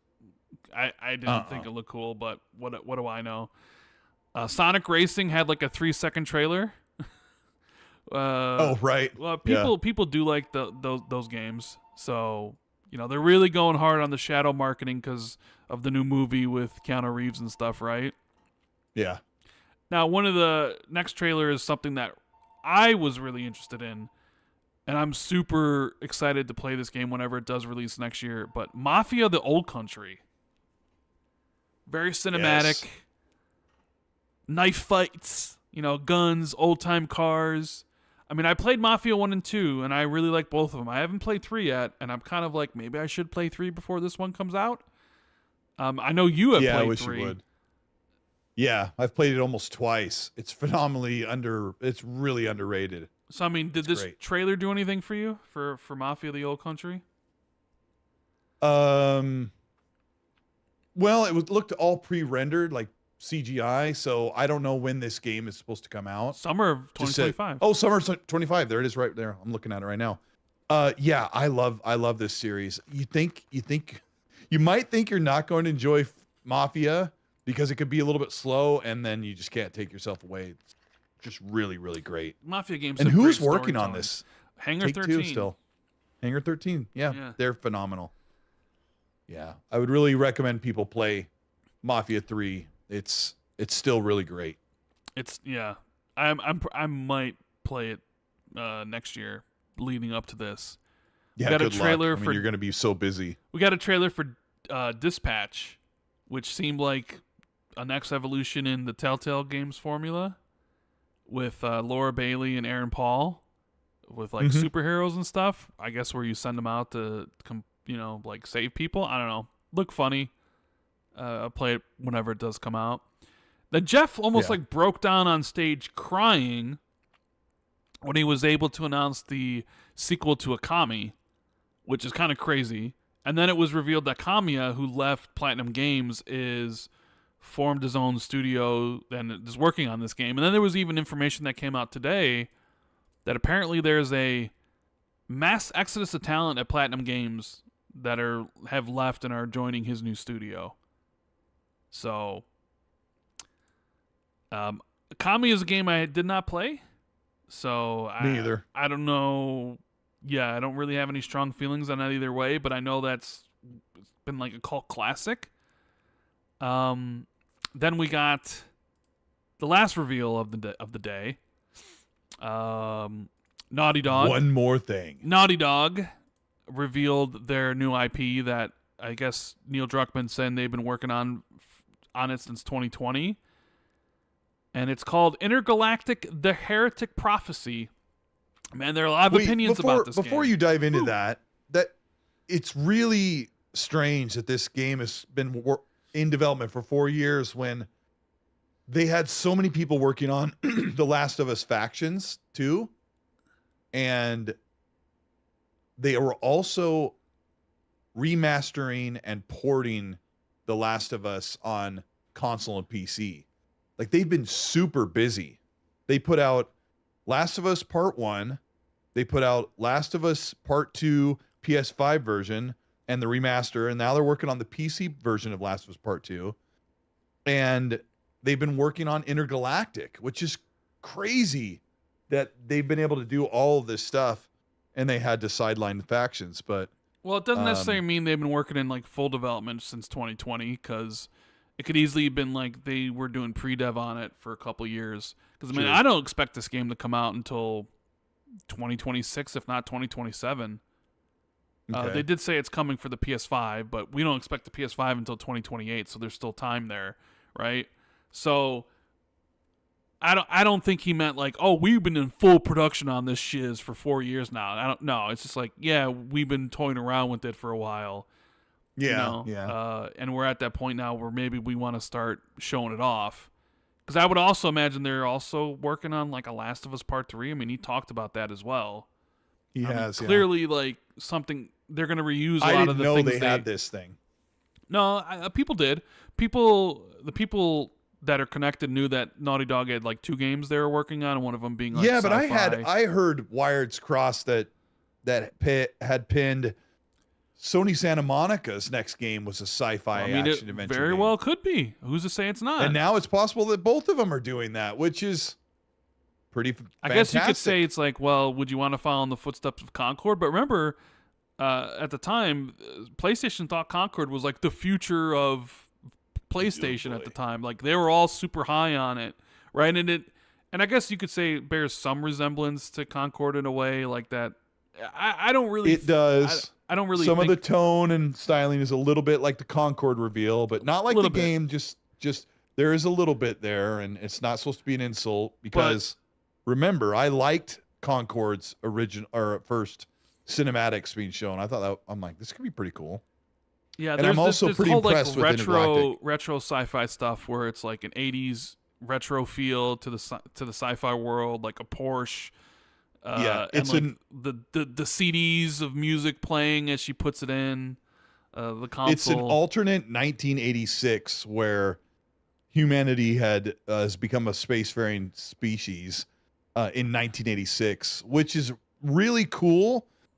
A super cool concept for gaming or any type of entertainment, where Fallout is so fantastic because it takes the early 1950s and says, what if we, advanced to the nuclear age and, we had robotics and everything, what would they look like? And that's what Fallout is. And so here you have this game that Naughty Dog is making where you are in a quasi 1986 futuristic space RPG, and everything about the game is really impressive. This character looks realistic. It looks really tactile. And just as we finish this reveal, the internet explodes in a fiery mess because this playable character is not sexy and hot, according to them, right? And so I was impressed with Intergalactic showing. I'm like, gosh, dang, Naughty Dog doesn't miss, right? And you may not like The Last of Us Part 2 as much as you like the first one, but that gameplay is fantastic. The game looks incredible at all times, and that's what I expect from Intergalactic. But people are really upset that why couldn't you just have a long, blonde-haired, booty babe in space? It's becoming a really tired narrative to deal with as gaming fans are supposed to be maturing, and it seem to be devolving in a lot of ways. Mature? That's an oxymoron. Gaming fans are the worst. What are you talking about? Yeah, I wish they weren't. We're all part of it in our own way, but I don't know. Like the Fable character, I almost think, what if that's all we had to play? Like if you picked a female character, that's just what she looks like. I'm like, if she's a really good character and she just evolves and the story's told really well, people will forget the nonsense. But I think Intergalactic looks like it'd be pretty good. I hope it is. Yeah, it's funny because when they started showing off the character walking around the ship, it was like just the way the character looked and animated. I was like, oh, this is totally Naughty Dog, right? Mm-hmm. They just have their look to their characters. And I've always said, like, I'm a sucker for science fiction stuff. Yep. And so, like, all right, we're in space. This isn't some live service game like Concord, which I thought looked dull and boring from the get-go, right? But I was like, all right, this is Naughty Dog, and it's a new space game, and Naughty Dog usually is pretty much, good to go. Like, I didn't care for Last of Us Part 2, but, like, Last of Us and the Uncharted franchise and, Jack and Daxter and Crash. I was like, all right, they've hit way more often than they haven't.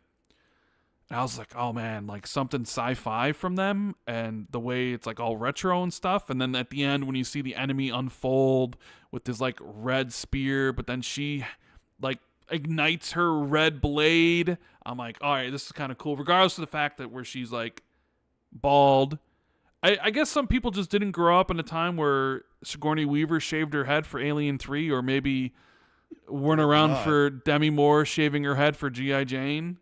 Oh yeah, that's another one. Or right, where it was just, here's this female character in space. I mean, it gives me more like Alien 3 vibes than it does G.I. Jane, but it's utterly predictable, the response, and they knew it too because they locked comments to their own video. I mean, they knew what was going to happen.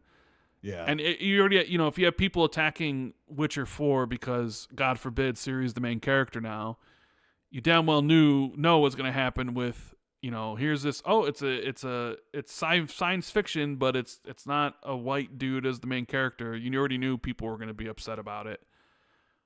Yeah. But I don't know. I'm pretty psyched for this game, and it's mostly strictly around the setting.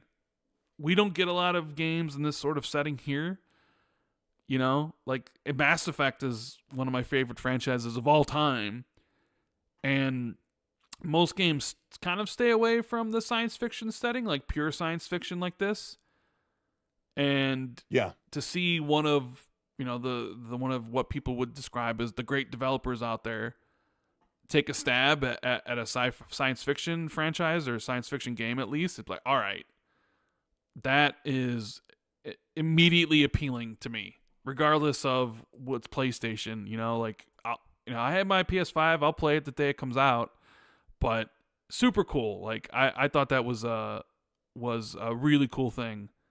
And then they ended up with the Game Award for Game of the Year, which went to Astrobot, which I think everybody and their mother predicted was going to happen as soon as the reviews came in for that game. Oh, it's a 94 on Metacritic. It's easily going to win Game of the Year. And, it not only did it win Game of the Year, it won Best Game Direction, and it won Best Family Game. And I think it won another award, but I'm forgetting it right now off the top of my head. So I'm not surprised it won. There are people out there that's saying, like, Metaphor should have won. And Metaphor did take home Best RPG and Best Art Direction. Yep. I think there's just more people that really enjoyed Astrobot that were like, all right, let's give it to that.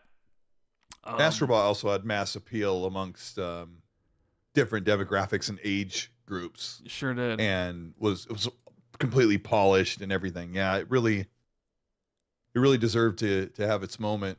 PlayStation has had, I don't know, 4 or 5 Game of the Year winners throughout this 10-year, or 4, I think. 3. I think they've had 3. They've had the Astrobot, Last of Us 1. Last of Us, well, that's 2013. They had, it was God of War. Wait, didn't they have Last of Us Part 2? Win? God of War, Last of Us Part 2, and Astrobot. Yeah. Oh, God of War. Okay, and that was it? I thought they had one more. I think that's it. Yeah. RDX on Effet says anti-DEI is dog whistle for racist and sexist, and he says, I fear tariffs will wreak havoc on the gaming industry.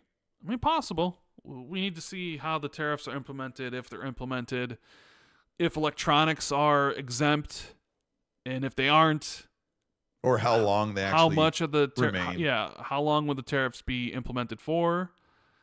How much, will they increase the pricing of said things? I mean, there's a lot of factors that go into it.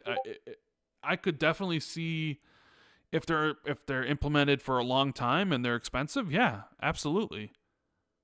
But we just don't know yet, essentially, how that's going to play out, right? Yeah, I have no idea. Yeah. I don't dive into that stuff because I don't understand it anyway. And I've just heard things like the tariffs would be in place long enough to kind of straighten things out and then they'd be removed. And I don't know. Yeah. Stuff's expensive enough as it is. So, Cold Eastwood, what do you want to talk about now? I don't know. I think we pretty much covered. I don't know. When I was looking at the reaction to the Game Awards, it is pretty sad that people are more interested in, mocking Outer Worlds 2's reveal for multi-platform, or, upset about Intergalactic's choice and stuff like that, when we got a pretty awesome Game Awards show and some cool reveals. I think 2025 is going to be, I guess we could talk about that schedule, but we've kind of covered it a little bit. The games, even just February is a big mess. And February has been like a ground zero for so many games to drop the past few years in a row. So, so what's your most I don't know, anticipated game for next year then at this point? Knowing that all the games that are supposed to come out next year, if you had to pick one, what would it be? It'd be Grand Theft Auto 6, but Avowed is really way up there on my I can't wait to play more of Avowed. Yeah. I was really, really happy with the preview. Really, really upset that it got marred in the nonsense that it went through. And if anybody's listening and is wondering about Avowed, I want you to know that I feel like there's a really great game there, and I hope that you can kind of weed through some of the nonsense and give it a try, because I really enjoyed it. And I hope some of that stuff gets ironed out. We don't like talking about it. It's really super lame on every side. Do you think Outer Worlds 2 coming out next year will take some excitement away from Avowed, or do you think because they'll be so positioned, like one at the beginning of the year and one at the end of the year, that it really doesn't matter? Yeah, they could be a couple months apart, and I think it'd be okay. But yeah, I think you're right. With them being 6 months apart, I think it'll be fine. I'm sure it'd be more than 6 months apart. It'd probably be like 7 or 8 months apart. Yeah, I'm just kind of still stunned that they're gonna. Obsidian's just like, oh, everybody has problem making games. Nah, we're gonna release 4 games in 3 years or whatever it is. Yeah, they're Xbox's Insomniac. Really, Insomniac has had no problem cranking out games. They've got stuff in the pipeline all the time, and they're putting out stuff. And Obsidian, well, this is what I would actually like to talk about for a minute. Is I think the timeline for making games and the budget needs to be severely restrained on a lot of studios. I think the reason why Obsidian is able to crank out games because they don't give themselves 6 years to make a game, and they don't have a $300 million budget. And I think if publishers who are investing in games and not seeing a return on investment need to be more active about limiting how much they're willing to invest on these studios to make games. You got studios that are taking forever. They're the overhead and billing to the project for 6 years, and to make a game for $200 to $300 million and only sell 3 million copies isn't working in the industry right now. It's one of the reasons why there's so many layoffs. I don't know how you mandate that, but I just think if publishers are paying attention, they should be limiting how much time they're giving studios, because it adds to the bloat and the expense and limits their return on investment. I don't know much about the industry, but that's the most I can tell you. I work in project development for my real job. We work on multi-million-dollar projects that take 5 to 6 years to complete. And there's a lot of money tied, millions and millions of dollars tied into these projects. And the longer when you have to delay a game, they say on time, on budget. When you have to delay something like a game or a project, it just means way more money in every facet. And I think that's what's gotten away with the studios. Everyone was working from home for a while, and there were lots of problems where things just took longer. And we've seen fantastic games like Alan Wake 2 come out. Alan Wake 2 highly rated Game of the Year nomination. It barely made a profit this year. I'm not even sure if it's made a profit yet. I think they mentioned that maybe it's made its money back, but hasn't actually gone into profit-making territory just yet. Yeah, I think they said it sold like 1.8 million copies, but then again, it wasn't on Steam, so a lot of people didn't want to play it because they signed with Epic. Yeah, because it was an Epic game, right? That's a stupid move. Hopefully, they got enough money to pay for that, but I don't know. I don't know very much, but I feel like I know enough that maybe that's something that they need to do and on the developer side, if they're being told, look, we're not going to be budgeting you, we're not going to do an investment for 6 years to work on a game project. Maybe the developers need to think, okay, what can we pare back that makes sure the game is great? And sometimes you ever play a game for 40 hours that's really great, and then that 43rd hour, you're like, this game's kind of overstayed its welcome. Because gaming fans and consumers have demanded games need to be 40 to 60 hours or 80 hours. I want this big open world with 4K graphics. And I love all that stuff. But sometimes you need to cut a little bit out to get a really nice, manageable, polished, amazing product. But that's just my opinion. That's my take on it. You think that's even a viable take, Rand? Yeah, I mean, me and Jez had that discussion last week about, games, right, and their cost of them and the development. I mean, Sean Layden's been talking about this for a long time, right? Mm-hmm. About the idea of that games are too expensive and they're too long. Yeah. So you need to like cut budget, you need to cut length. And there's some developers that probably don't have to do that, like Grand Theft Auto. I mean, there's talks that this one costs like $1 billion or whatever ridiculous amount of money is because they're good for it. Yeah, there's exceptions. There are a couple exceptions. Like I think if Rockstar says we need 20 years, you're like, okay. Yeah, CD Projekt Red I think is also up there, which is kind of a funny thing to say after what happened with Cyberpunk, where like the initial response to Cyberpunk were like, holy shit, you fucked up all your goodwill that you earned from The Witcher 2 and The Witcher 3. And then they went to work and they made sure that the game bounced back, and they changed it significantly with update patch 2 or whatever, or update 2 or the 2.0 version. And BioWare haven't been able. They haven't been able to do that. There's game developers that were like, hey, we're so popular, we don't need to adhere to any of that stuff. But given Concord a $200 million budget, like they're saying, like when you add in everything about like the acquisition and all that cost, that it's approaching 400. But yeah, given Concord a $200 million budget for that, probably just like, what are you thinking at that point, right? Yeah, you're just throwing money away.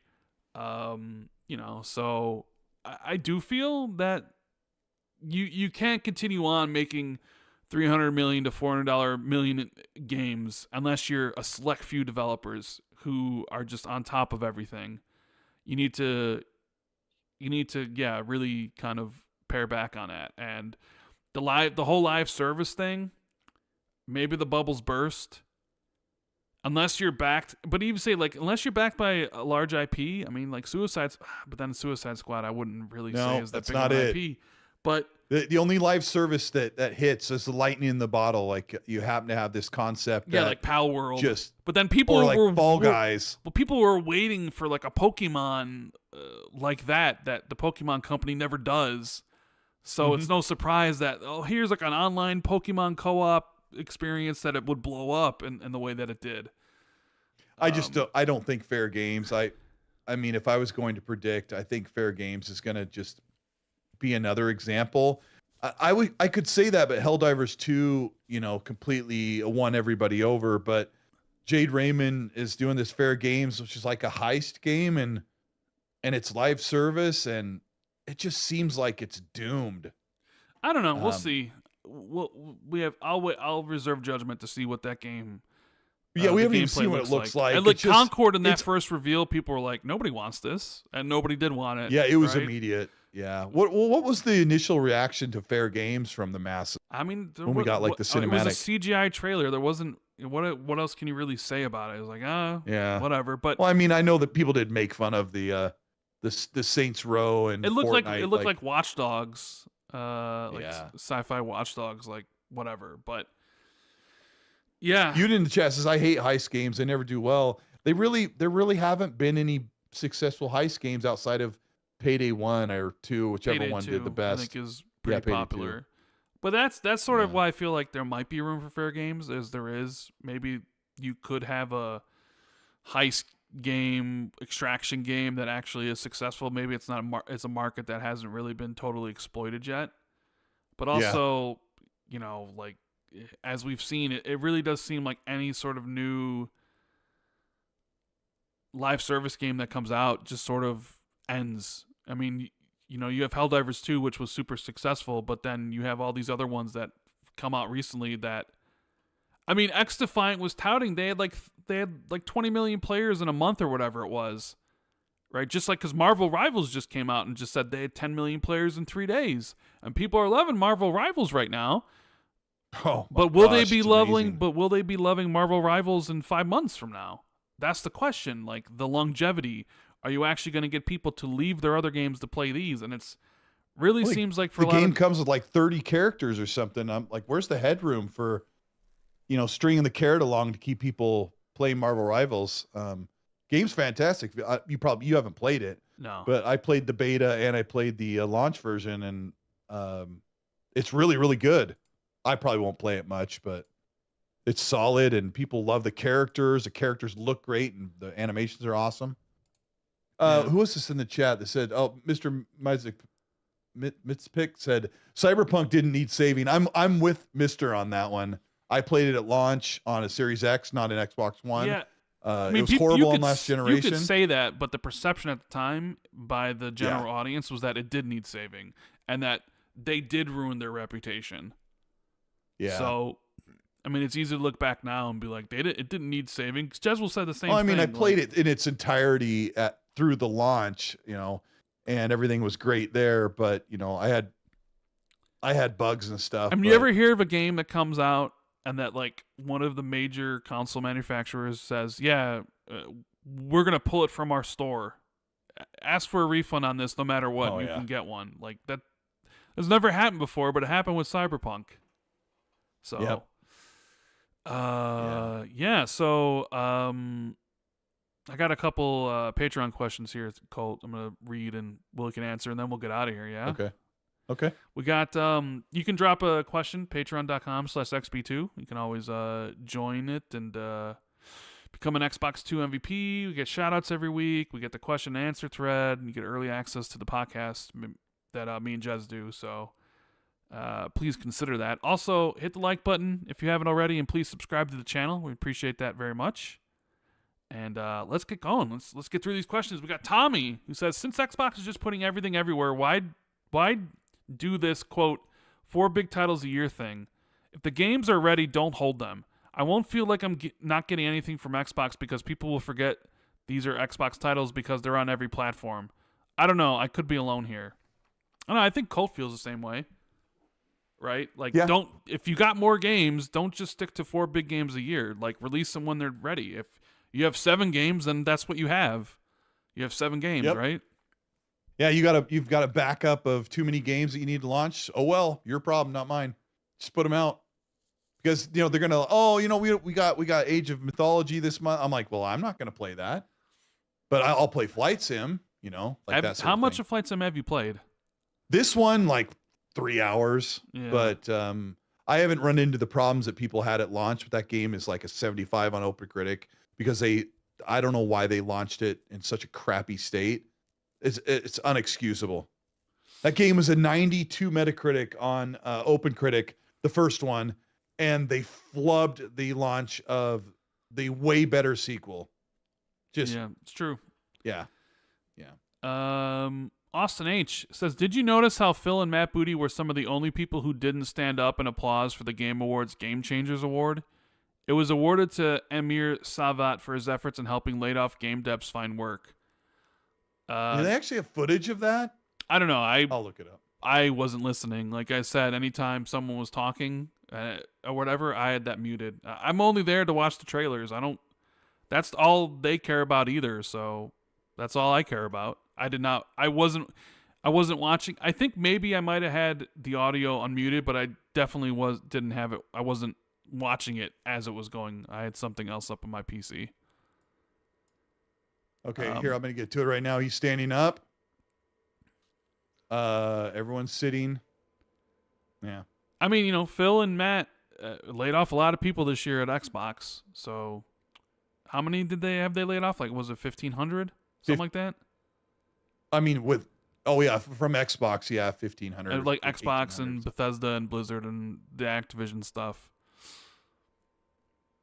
Mike Zero says, Happy Friday, Rand and Jez. There are several games that were listed for Steam release at the Game Awards. Listed just for Steam releases at the Game Awards. With Microsoft putting more focus on the Xbox app on PC, do you believe they should push to have Xbox PC branding on PC-only releases that they can get into the Xbox app? It would give the Xbox brand more exposure in games while lessening blows from Sony's console exclusives. Well, putting Xbox branding, like, because there were some games that just had like Steam logo or just had coming to PC only or just PC or whatever. And he thinks that they should, have Xbox PC branding, so at least you can say Xbox. Oh, it's coming to Xbox, but it's PC. But the thing is, those games are just coming to Steam. Yeah. Because that's also the problem. Me and Colt talked about this, but that's also the problem Microsoft has with their current PC stuff is that a lot of games don't come to the platform. And it's great that Microsoft is trying to bring more games to the platform and doing more Xbox Play Anywhere stuff, because that should be something that they really focus on, about the idea of buying one license and being able to play it anywhere. Yeah. But still, like, wake me. But the Steam version, I can't bring my save over. We'll see if Elden Ring Nightreign launches on the Xbox store on PC, or Grand Theft Auto 6, or any of the big titles in 2025. And I think I know the answer to that question, and it's no. So some developers just want to work with Steam. That's where the audience is. It's easy for developers to do. Mm-hmm. Can Microsoft convince them to do it? Maybe by lowering their take, you can get some of them to come in there, but you got to show them that, like, there's an actual audience there for it. That's one of the issues that they have. So, I mean, they're making strides. Mike says, thoughts on Larry and Zone's Sven's Fickney speech before announcing the game of the year. You guys think big companies will take note? Cough, cough, Ubisoft, cough, cough, Microsoft. That new Elden Ring game looks cool. It's non-canon and a mashup of all the FromSoft games. Interested in trying it. Hope everyone enjoyed the Game Awards. It'll be in the corner. I'll be in the corner pouting because Metaphor didn't get Game of the Year. Have a good weekend. The one thing big companies do take note of is their bank accounts and their money. And if it significantly impacts them on the financial side of things, that's when they will take notice, right? Yep. I think even Ubisoft has said recently that they're not going to try to put agendas in their games anymore. That was something that I think was said when they delayed Assassin's Creed and put Star Wars in Steam. They mentioned that, so we'll see. Yeah.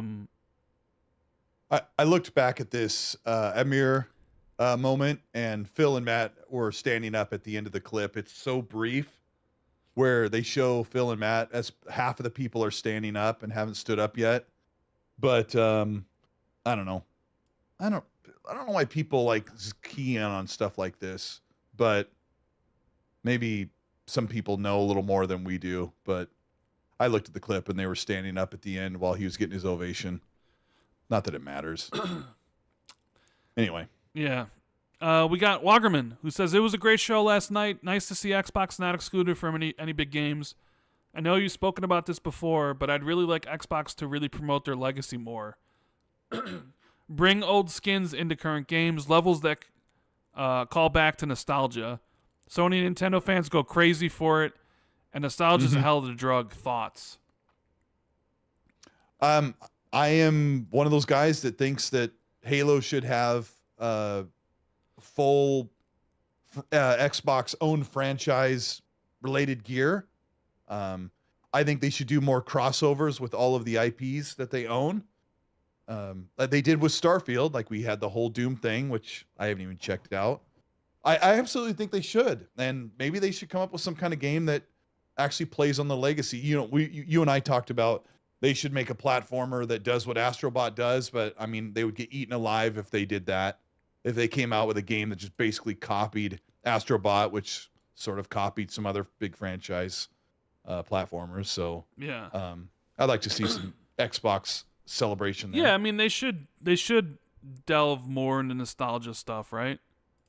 Absolutely. Yeah. Will they? I mean, we've been saying how like they need to have more skins and Halo from different franchises, or all those cross promotional things that you can do. I even talked about my idea for a Forza Horizon expansion where it's like an island, but each part of the island was like different Xbox franchise. Like you're in the Gears part of the island, or you're in the Halo part of the island, or you're in the Call of Duty part of the island, where you're really leveraging Xbox's past. But they really seem like they don't want to do that, or they don't want to commingle in that way. And maybe it does take longer to get those things approved. Maybe some of the teams don't want to do that. I know Xbox is very much like, we'll let the teams do what they want to do. I wouldn't mind, like, at all, to see them exploit that a little bit more. And I think maybe they will.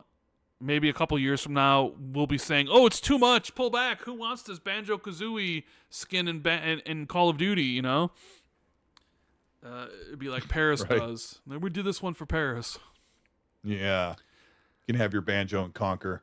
Panda Man says, "I didn't listen to Jez, and I bought the new Dragon Age. Still very early on, but the gameplay and story are good. What other games play like the Veilguard gameplay?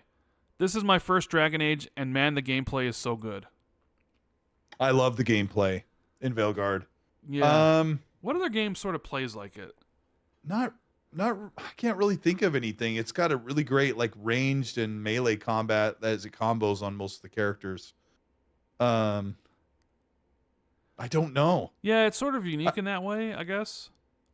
I mean, it's not original, but I can't think of another game that feels as good as Veilguard does to fight enemies.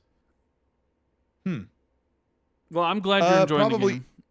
Probably Assassin's Creed Odyssey would be the closest thing. Okay. The way you melee and you can throw out these special attacks as you build up your meter, those both feel really great. So go play Odyssey, please. Silas says, "Greetings, mates.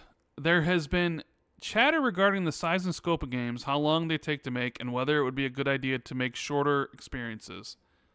With that being said, how would devs justify charging $70 for let's say, a 10-hour experience when you have been charging $70 for a much longer experience? I don't believe shareholders would be happy with going the Miles Morales route of discounting shorter games if most of your inventory is at that price point. Most likely games have fluff content that pads out games, but it's important for consumers to think they are getting value for their $70. Length is an intoxicating bullet point, regardless of quality said length." And that is why a lot of devs have kind of been like, "Oh, we have hundreds of hours of gameplay in there," because they want you to make you feel like you are getting value for your money, right? And then when you talk about a game that is on the shorter side, even like Hellblade 2 was, I think, launched at $50? Was it? Was it 50? Yeah, it was 50 in the US. People even then are like, 7 hours for $50? No fucking way. Not my money. As in, like, the length of a game determines the quality of the game. Like, are you not getting enough out of it? But that's why you have the Ubisoft style games where it's like all this content and all this hours of gameplay, but not all those hours of gameplay are actually quality.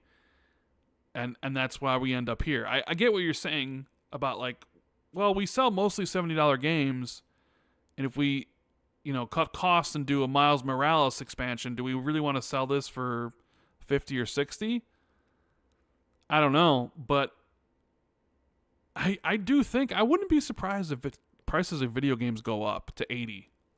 Oh gosh. I wouldn't be surprised. Would you? They've been raising the price of the consoles. Would you be surprised if they also raised the price of games again? I wouldn't be. I mean, eventually, but not in the next few years, or I don't think.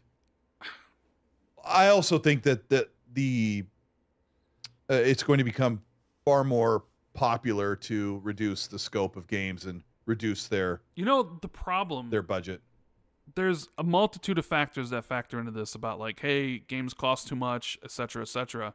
But the other problem that we're not really talking about that tags into this is that all the biggest games on the platforms are all free to play, where you don't have to invest any money into it. Yeah. Right? It's like, why should I, as a consumer, spend $80 on this product when I could play this product for free? I really think that hurts those premium products when you have free-to-play games that are as polished as any AAA experience that you could possibly imagine. Yeah. Are just as good, has just as many updates and stuff. It's you could get an Xbox right now or a PlayStation and have the time of your life and not buy a single game. You could just spend all your time playing the free-to-play stuff.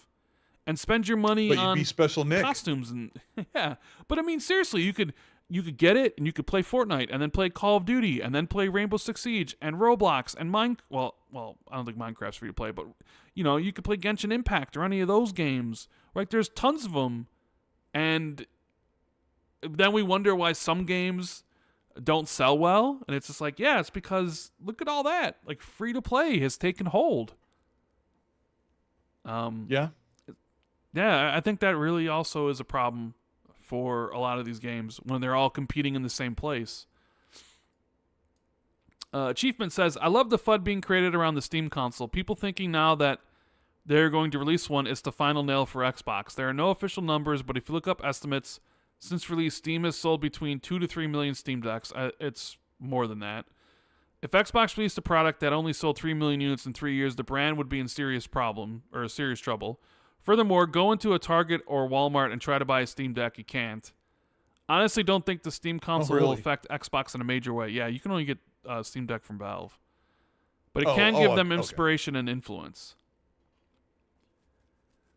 Yeah, I think the Steam console, if it does come out, is more of a play at current PC users than it really is at existing Xbox or PlayStation consumers. Because it's almost like switching consoles in the middle of a generation, right? Like right now, for example, if let's say the Steam console came out and it was $700 and I bought it, I don't have anything to play on it. I don't own any games on Steam, right? And even like the Xbox games that I have or play anywhere are just on, the Xbox app. Now, there probably would be a way to access that on that console, but currently I own well, actually I own one game on Steam. I own Among Us on Steam. So for me, it would be like starting over. It would be almost like, oh, Google Stadia is out. Right. And I'm jumping to Google Stadia, but now I have to either repurchase my library or this is where I'm going to make my stuff. And the latest the two companies that tried to get into the console business, Amazon with Luna and Google with Stadia, I mean, you can make the argument they both failed. Because who wants to rebuild their library? That's part of the reason why Phil said we lost the generation that we couldn't lose. Because everybody was finally settling down to make their digital library thing. And nobody wants to switch. So the Steam console, I think, will appeal to people who are already, knee-deep in the Steam ecosystem and have thousands of games and have spent thousands of dollars on it, and they might want to get one for their living room or their bedroom or something when they're not on their beastly rig. I don't really think it I'm not saying like nobody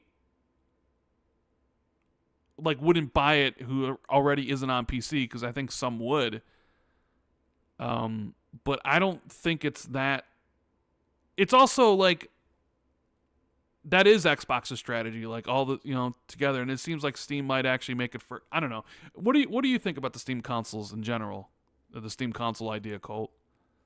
I I think it would. We talked about it way early in the show that it would give you that option to. I just want to play on my TV on my couch, but I'm sick and tired of playing games at sub 1080p and barely hitting 60 FPS on a console. Right?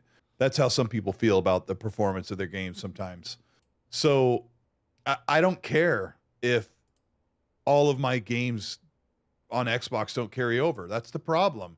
Like you can talk, like I said earlier, you can flip flop to whatever platform you want. Just remember, there are going to be a good handful of games that you can't live without that you'll have to rebuy. They're not coming over, you know, and your save certainly isn't coming over. I have a couple of friends who can be really super annoying. It's like, it's over for Xbox. Just go PC. PC's where it's at. Mouse and keyboard. Click, click, click, click, click. I'll just I can do my Excel spreadsheet in the same place I play games. I'm like, great. That's wonderful. Well, what about my games? Are you going to buy 1,000 of my games? Are you going to buy the 360 games that are back compat on my Xbox that are not even available to buy or not even playable on a PC without some crazy emulation? No, you're not going to. So be careful about where you want to flip. Hold on to your console, I guess. So I'm sorry, that didn't really answer your question, but the Steam console, that's a tough sell. If like Razer made a console, like a third-party company or Steam, they're really just directly competing with Xbox and PlayStation, who really have the market when it comes to buying a box that goes underneath your TV. But I would be tempted to buy one, but my PC's sitting right next to my TV. It's in HDMI 2. It's ready to go at all times. So I think it'd be exciting to talk about, but you wouldn't buy one. No, I wouldn't buy one. I could see some people buying them, but I think it would be more for the person who already has 1,000 games on Steam, who could just immediately plug it in there, link their account, and boom, you can play all their games right there. Yeah. Rather than someone who's like a PlayStation or Xbox console user, and they're like, I'm just gonna, because at that point it's like you're just probably gonna build a rig. You know, I mean, I could be wrong, but I mean, everybody always talks about Xbox being dead, and it's always being dead for different various reasons. So the Steam thing is the newest thing. So, good old Colin Wood says, hello, Rand and Jez. Rand, are you looking forward to the third season of The Wheel of Time? No. Will I watch it? Yes, because it's Wheel of Time. Am I looking forward to it? No. I don't recognize what they're doing with these things, man. It's like the creator of the show is just doing his own. D Big Fluffy Bunny says, hey guys, I hope you've had a great week and enjoyed last night's TGA's two-parter for both of you, if that's okay. What was your most enjoyed moment last night, if you watched? And Rand, any good horror book recommendations? I read your The Troop recommendation, which was great. Any others? Thank you both, and I hope you guys and everyone had a great weekend. So what was your most enjoyed moment last night, Colt? Probably the Outer Worlds Outer showing. Worlds thing? Yeah. Mine was probably the Onimusha trailer, because I had no idea it was happening, and I was like, no fucking way are they actually doing a new one. And then they did, and I was like, so cool. So cool. That would be mine. As for horror recommendations, yeah, I do have one. Hold on. Let me find it. Let me bring up my list of books I've read, because it's definitely a horror book, and I'm just trying to remember the name of it. I want to make sure I give you the right information. Hold on. Let's see here. Oh man, can I find it? Oh, here we go. It's from author Philip Fracassi, and it's called Boys in the Valley. I read it last year, I think, or maybe I read it earlier this year, but it was very good. It's a very good horror book, so I'd recommend that. But anyways, moving on. Scary. No, it was very good. It was a very good horror book. It's quite small, but smells like a big one. Says, do you think Indie would be nominated for Game of the Year next year when it comes out for PS5? What if they delay the release 1 year out and it still gets nominated? No, I don't think so. Although I do think there are people who are waiting to play it for the PS5 version. I don't think it'll be enough. Because we talked about earlier about games that we think are locked for Game of the Year next year already, right? Yeah. I mean, Grand Theft Auto could always move. So there is that. But no, I don't think Indy's going to get... It might get a nomination for Troy Baker for Best Performance, because I think maybe people still will remember his performance then. But I don't know what games will be nominated. I don't think Kingdom Come Deliverance will get nominated, maybe not, but I don't know if Monster Hunter Wilds gets nominated, and I'm not quite sure what's coming in 2025, but is there room for Indiana Jones to carry over from December and the new release on PlayStation 5? I don't know. I just feel like recency bias is pretty powerful. Yeah. Omen says, so we have an exciting next year ahead for first party. Only thing is, only half of the announced games are exclusive. On one hand, I get it because Sony only really needs 3 to 4 high-quality games a generation to maintain their lead, but on the other hand, it's almost like only the best games are going to PlayStation. So my question is this. What percentage of first-party games in 2026 do you think will be Xbox exclusive? Well, that's a tough question to say because... In 2025? He says in 2020, which percentage of first-party games in 2026 do you think will be Xbox exclusive? 26. Does that mean like out of the current releases, or does that mean the releases of games in 2026? I mean, are you assuming that Perfect Dark comes out and it's PlayStation day and date? That's what I'm wondering. Like, is that what you think is going to happen? Because 2026 is Gears E-Day and Perfect Dark for my best prediction. And would you really think that would be a... Well, okay, so if we say the lineup for 2026 is State of Decay 3, Gears E-Day, Perfect Dark, Contraband, Everwild, how many of those would be Xbox exclusive when they came out? Probably... You see, this is where I said, the thing is, you're talking about what games are going to launch on PlayStation versus which ones will be timed exclusive, because I think that's essentially what's going on here. Yeah. I think Everwild launches on PlayStation and Switch, because I think it's a live service experience. I think State of Decay 3 launches everywhere. Well, actually, I don't know about them. I don't know about them, because they might be a studio that can't do that or doesn't have the resources to be able to do that. I don't know, man. PlayStation ports seem to be fairly easy to make when it's compared to the Xbox port. I don't know. They're out quicker. I couldn't tell you. Maybe half of them. Maybe half. Yeah. Rave Damo says, ho holiday hooligans. Is there any correlation between the Microsoft Store update that enables Microsoft to update apps that are hosted elsewhere and the possibility that the Steam Store or Epic Game Store could become a listed app within the Microsoft Store? If the Steam app was added to the Xbox Store, that would bring Steam games to Xbox and would promote the future that Xbox wants on Android and iOS. That's more of a question for Jez. I don't know. I mean, maybe. We know that Microsoft, I think, wants to put, the PC stores on the console moving forward, right? So it could be. I don't know. I don't really know anything about PC, and I wish Jez would hear the answer to that. But look, we have Special Nick in chat with the $2 super chat. He says Prince of Persia was robbed. I agree. Prince of Persia was robbed. Although it did win one award, Nick, for innovation. So, yeah, there is that, right? Fantastic. Innovation. Yeah, you know what? I think I've kept cold here long enough. It's been a long time. I didn't want to have to delay the show to Monday, and then who knows? Jez could be just really, really sick, and we might have to skip. And I didn't want to skip. So yeah, he wouldn't be ready for Monday. I would assume. Yeah. That. Make sure you send Jez your love. He's got the green Hershey squirts.